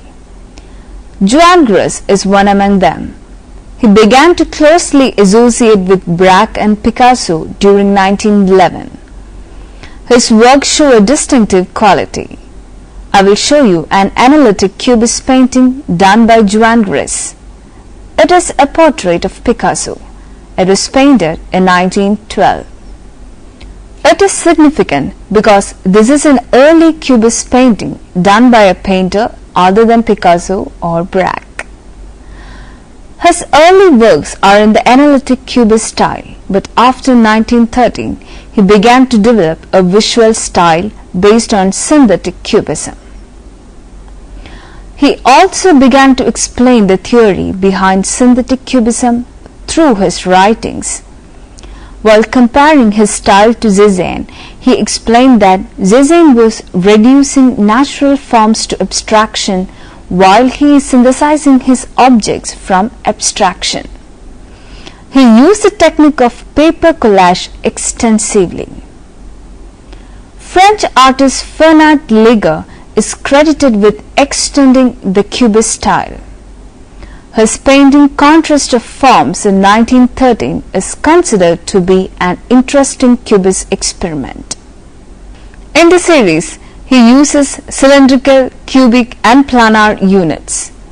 He uses negative space efficiently and light and shade is suggested. In this series, he used white to mark the spaces between colors, suggesting extra volume. Léger was able to develop a unique cubist style which shows movement and activity. He is sometimes referred to as the tubist rather than a cubist painter because he used a cylindrical unit. He was ideologically linked to the common man. In his later paintings, he tried to integrate formal stylistic experiments still representing social life of common folk. His paintings were closer to the pure abstraction than many of his cubist contemporaries. He wanted to paint the images of new technology and machinery and humans in motion. Robert Delaunay is also considered to be a significant painter associated with Cubism. He was the co-founder of Orphism or Orphic Cubism. Orphism is a term coined by the French poet Guylaine Apollinaire in 1912 while referring the paintings of Kupka. Orphism gave more importance to color and lyrical abstraction. Jean Metzinger is an important artist to the history of Cubism. He was involved with Cubism both as an artist and principal theorist of the movement. In 1912, he and Albert Gleizes wrote the first major treatise on Cubism, De Cubism. Cubism was not limited to painting. Many sculptors were involved with the movement. Noted figures are Raymond de Champ-Villon, Alexander Archipenko, Jacques Lipschitz, so on. Picasso had also fiddling with cubist sculpture. Paper collage is a painting technique and type of collage. With paper collage, the artist pastes pieces of flat material, paper, oil and cloth into a painting. George Braque produced the first Cubism works which involved mixed media. He developed paper collage and paper collage and used shreds of mixed media to produce the effect of actual paint layered on the canvas. Paint was added in addition to other media but still maintained multiple planes and multiple viewpoints in these works of art. Cubists employed methods like paper collage, paper collage widely during the synthetic cubist phase. With paper collage, the artist pastes pieces of flat material, paper, oil and cloth into a painting. It was George Braque, who had a background in commercial house painting, who began to employ images from print media. He used mixed media laid on canvas. Picasso experimented further and created significant works like the still life with chair canning. Cubists through their experiments, began to question the difference of low art and high art. These questions were later taken up by movements like pop art. Cubism was very influential in the development of several other modern art movements. Cubism influenced Offism, Purism, Italian Futurism during 1909 and 1914, and Vorticism during 1914 to 15, and English movement Rayonism during 1912 to 14, Suprematism during 1913 to 18, Constructivism during 1919 to 32. Cubism also influenced Dada and German New Objectivity group. It had wide-reaching impact in the field of design and architecture. I hope learning art history will widen your understanding of art and help you enter and explore areas of your own creative faculty.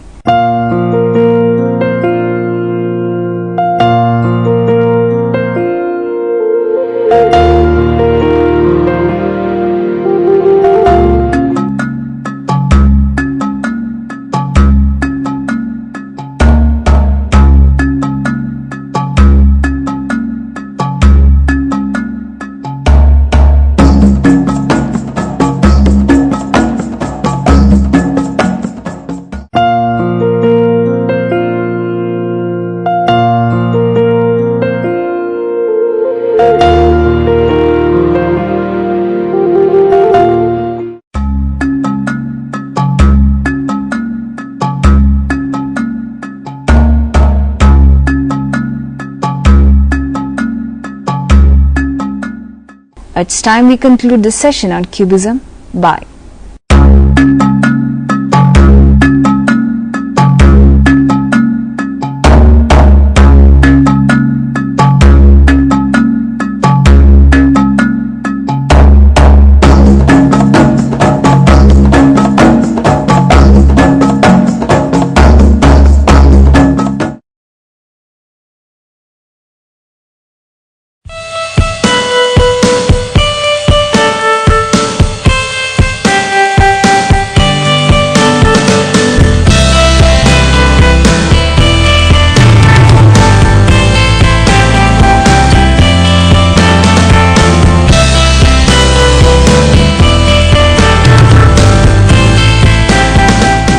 Hello and welcome to the session on approaches to counseling.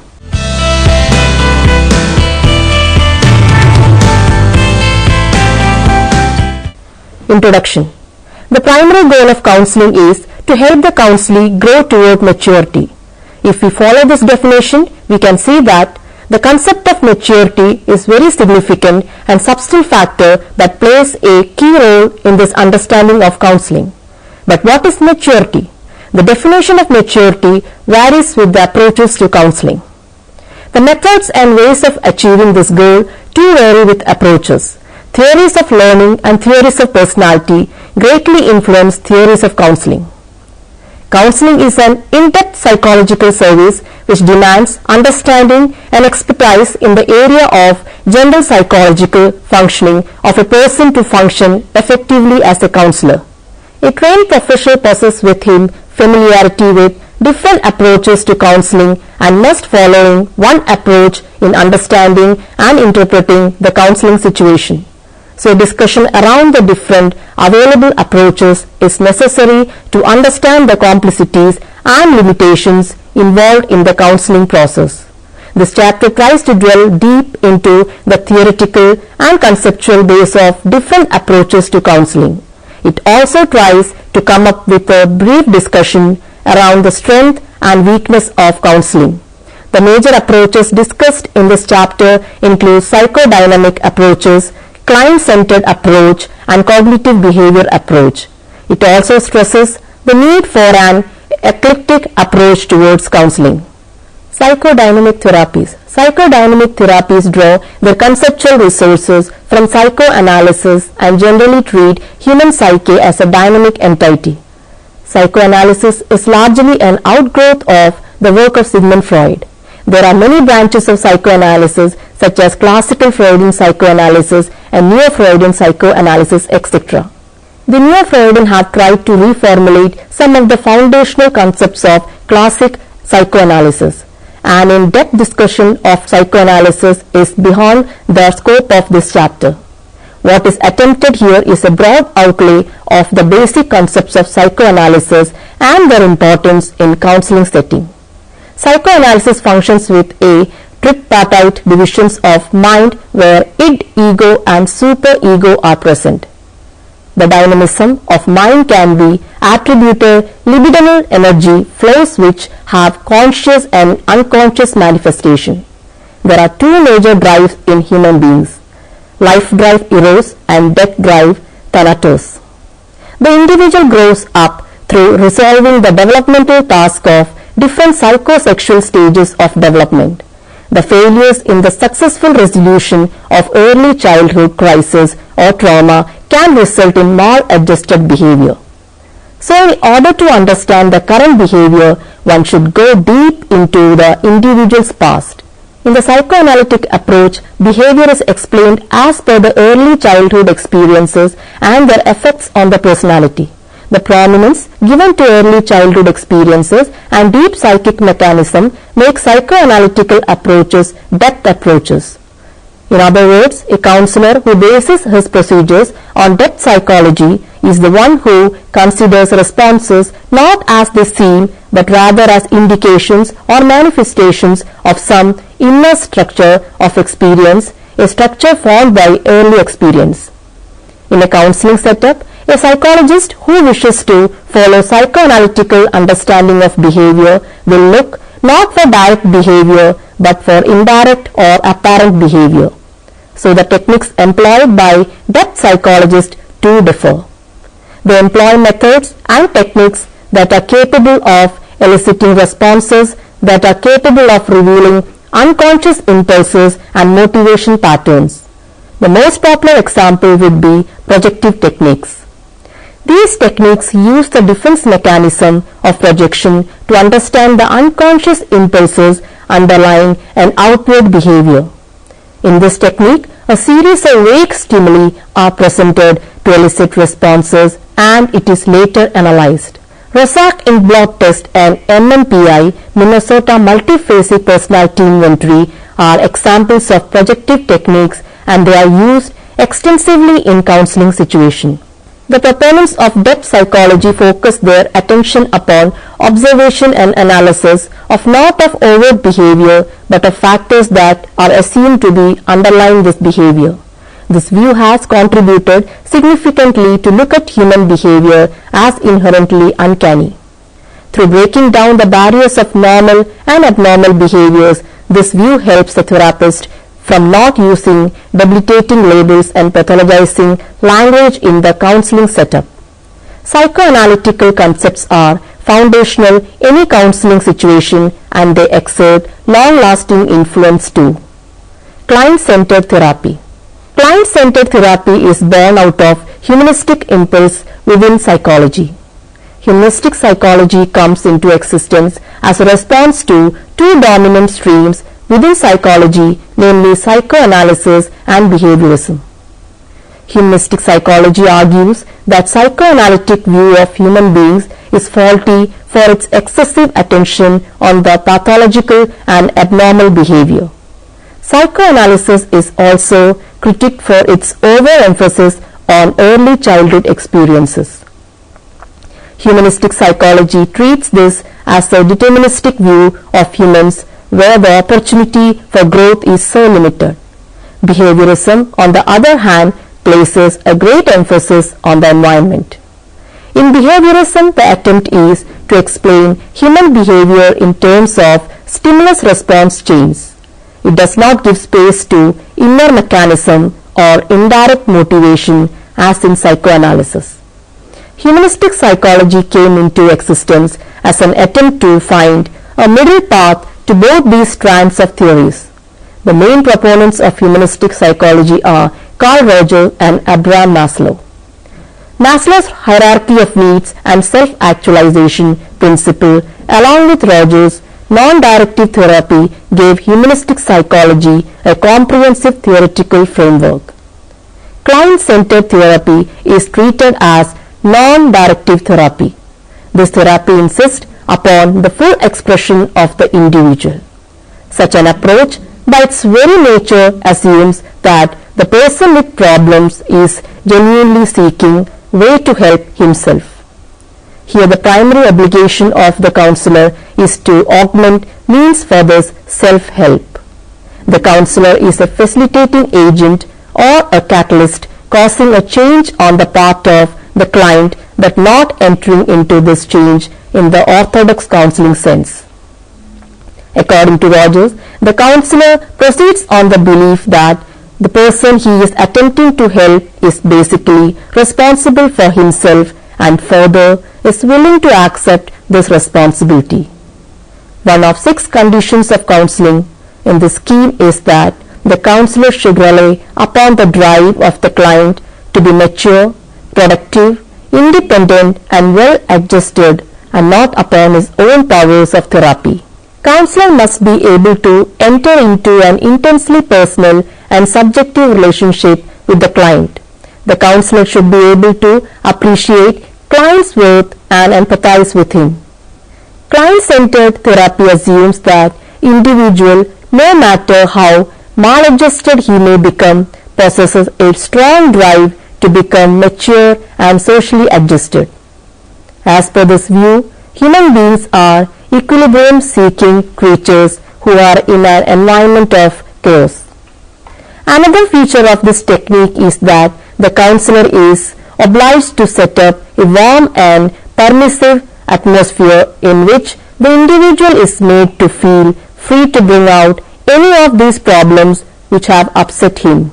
In non-directive therapy, an attempt is made to limit the problem blaming and interpretation to a minimum.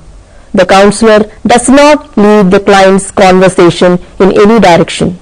Rather, he or she will observe the direction in which it unfolds. The counselor reflects the feelings and thought content expressed by the client. Client-centered therapy has made several contributions to counseling and psychotherapy. They have presented a new attitude in the counseling relationship, they have clarified the process, and they have developed research procedures for critical analysis of counseling and psychotherapy. The major contributions of client-centered therapy are as follows. The concept of creating an emotional climate of warmth, permissiveness and acceptance has been clarified by Rogers. This mental hygiene process emphasizes the importance of the counselor's attitudes and skills in being acceptant of the feelings and thoughts of the client, with feelings being more significant. Respect for the growth potential of each client is paramount.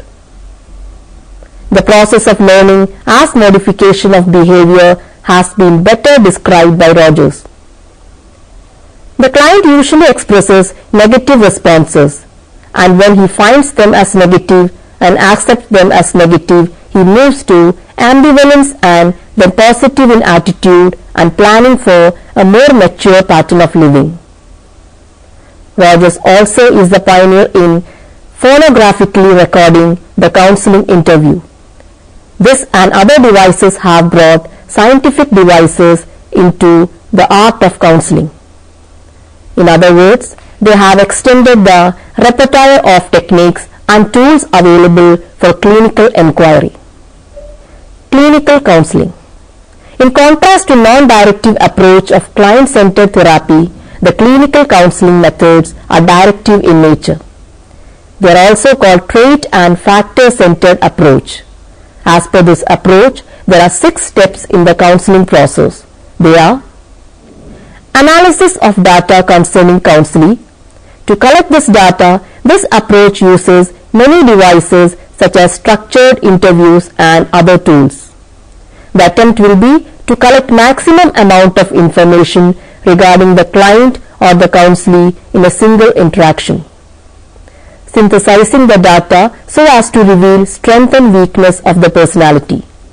Here the analysis employs widely accepted classificatory manuals to evaluate and understand large quantity of data to meaningful patterns. The most popular classificatory manuals are DSM and ICD classificatory manuals. They come with extensive descriptions of disorders and their symptoms. Diagnosis of the problem by the clinician. Here, clinician makes use of the above mentioned manuals to arrive at a consensus over diagnosis. Along with the diagnosis comes the prognosis of a disorder. Prognosis or prediction by the clinician of the future development of the problem is a crucial step defining the intervention plan. Counseling to improve the counselor's adjustment. The diagnosis and prognosis together gives the clinician a concrete picture of the situation. The counseling process is initiated as per the classification of disorder. If the person's classificatory label indicates severe maladjustment, intervention includes remedial measures. Every clinical program consists of a proper follow-up program too. These follow-up sessions are intended to further assist counseling and helps to keep a check and balance on the counseling process. As indicated by the above steps, this approach is in reality an application of the scientific methodology. Greater emphasis is placed upon the skill diagnosis by the counselor, who to do so must have professional training and supervised experience. In contrast with non-directive procedures, the clinical counselor makes greater use of persuasion of the counselee to accept a recommendation. In addition, manipulation of environment such as changing classrooms of certain pupils is more frequently used. Both counseling approaches, however, recognize that the counselee must move towards self-direction. This approach has been severely criticized for the strong labels it generates. The labels can lead to stigmatization and can literally interfere with a person's social and emotional functioning. Several significant contributions also have been and are being made by this approach. The training of qualified counselors has been investigated with specific recommendation for professionalization of counselor function. Research and subsequent reporting by this group have added greatly to the literature in this field, especially in the areas of testing and other measurements and diagnostic tools have contributions been made. Another area of fruitful research has been in the area of follow-up of the student and his improved adjustment as the evidence of a good counseling.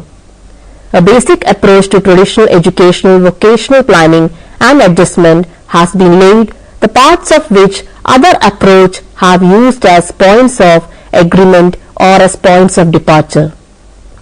Its emphasis, however, has been on a logical or scientific rather than an emotional approach to choice of curriculum or corruption.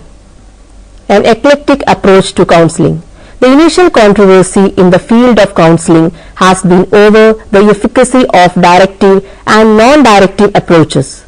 Now such controversies gave way to the recognition of the contribution of each in a developing field. The recent attempts are to tap the full potential of counseling services. Erik Erikson states that a good counselor needs to know and be able to use all methods to shift gears from one method to another, to use the tools which best fit his competencies, to continuously improve himself and to adapt the counseling interview and process to the needs of the situation. There are many popular misconceptions regarding eclectic counseling. The most prominent among them treats an eclectic approach as a process in which you pick and choose from the desired elements from many different theories or systems and fuse them together into a composite of greater worth than any of the elements. But in practice one can see that such an approach cannot generate a meaningful process to which people could relate to. Logicians points out that the result is usually not synthesized, organized and internally consistent theory, but a strange mixture. To avoid this possibility, it is incumbent upon any theoretical approach to present a methodology which gives each counselee a feeling of consistency and stability. This means reconciliation of divergent points and a coherent pattern and approach must emerge. As we analyze the counseling process further, we may recognize that the minimum elements included are the counselee and his or her needs to be understood by self and counselor, the counselor and his probable role, a situation requiring information or assistance which brought the counselee and counselors together. If it is accepted that the counselee is the most important element, then he and his personality becomes the most important determinant of counseling process. This process should help him develop his strength to be self-directive. If the counselor is flexible and sufficiently well skilled in the different counseling approaches, he will be able to adapt to the needs and values of the counselee in a particular social setting. It is on this basis that an eclectic approach seems reasonable. This implies, however, that rigid individuals or emotional people who are not empathetic and not intelligent enough to understand and accept the ramifications and realities of a counseling situation will not be able to serve as counselors. The counselor who pushes a particular approach and boasts the effectiveness of that particular approach is blindfolded and will not be able to see the merits of an eclectic approach. Such rigid people are not capable of practicing an eclectic approach to counseling. A counselor who does not have the awareness of his own counseling skills might not be able to tweak them as per the needs of the counselee. In a nutshell, we can see that generating an eclectic approach is a highly demanding task both intellectually and emotionally. The strengths and weaknesses of this particular approach too have brought under research lens. Studies have shown that the eclectic approach can be very effective in certain situations where the situation involves multiple and contending issues. Each approach provides a unique vantage point from which to look at the problem. These vantage points in a way selectively illuminate the different aspects of the problem. If we are using psychoanalytical approach, the focus will be on early childhood experiences. If it is behaviors therapy, the focus will be on the immediate environment and stimulus response situations. The selective perception provided by each of these approaches is capable of generating a comprehensive picture of the situation which needs a therapeutic intervention. An eclectic approach, on the other hand, looks at the different aspects that can act as origin of behavior and helps not producing a perception of the situation which is skewed to a particular direction. This holistic picture can always result in better care and cure. It will push the practitioner in adopting a balanced view and thus avoid the chances of subjective bias entering into clinical caregiving. But the weakness of this approach, as mentioned in some studies, points out the fact that an eclectic approach can be very weak in generating in-depth interventions. Let us summarize the major points in this session. Counseling is an in-depth psychological service which demands understanding and expertise in the area of general psychological functioning of a person to function effectively as a counselor. The methods and goals of counseling vary with the variations in the approach to counseling. A trained professional possesses within familiarity with different approaches to the counseling and must following one approach in understanding and interpreting the counseling situation. The major approaches to counseling includes psychodynamic approach, client-centered approach, and clinical approach. A detailed discussion of these different approaches foregrounds the need for an eclectic approach. Now you can try to answer the questions given here. What is the need to understand the different approaches to counseling? What is the importance of past or childhood in psychodynamic approach to counseling? Why client-centered approach to counseling has that name? What is clinical approach to counseling? What is the need for eclectic approach to counseling? For further reading and understanding, you can go through these books. Guidance in Today's School by Knudsen, G. Donald and Skimmuller Ellen, M. 1962, published by John Wiley and Sons, New York. Guidance in Classroom by Strength Ruth and Morris Glynn 1964, published by Collier and Macmillan Limited, London. Thank you for watching this program. Hope that we can meet again with another topic. Till then, take care.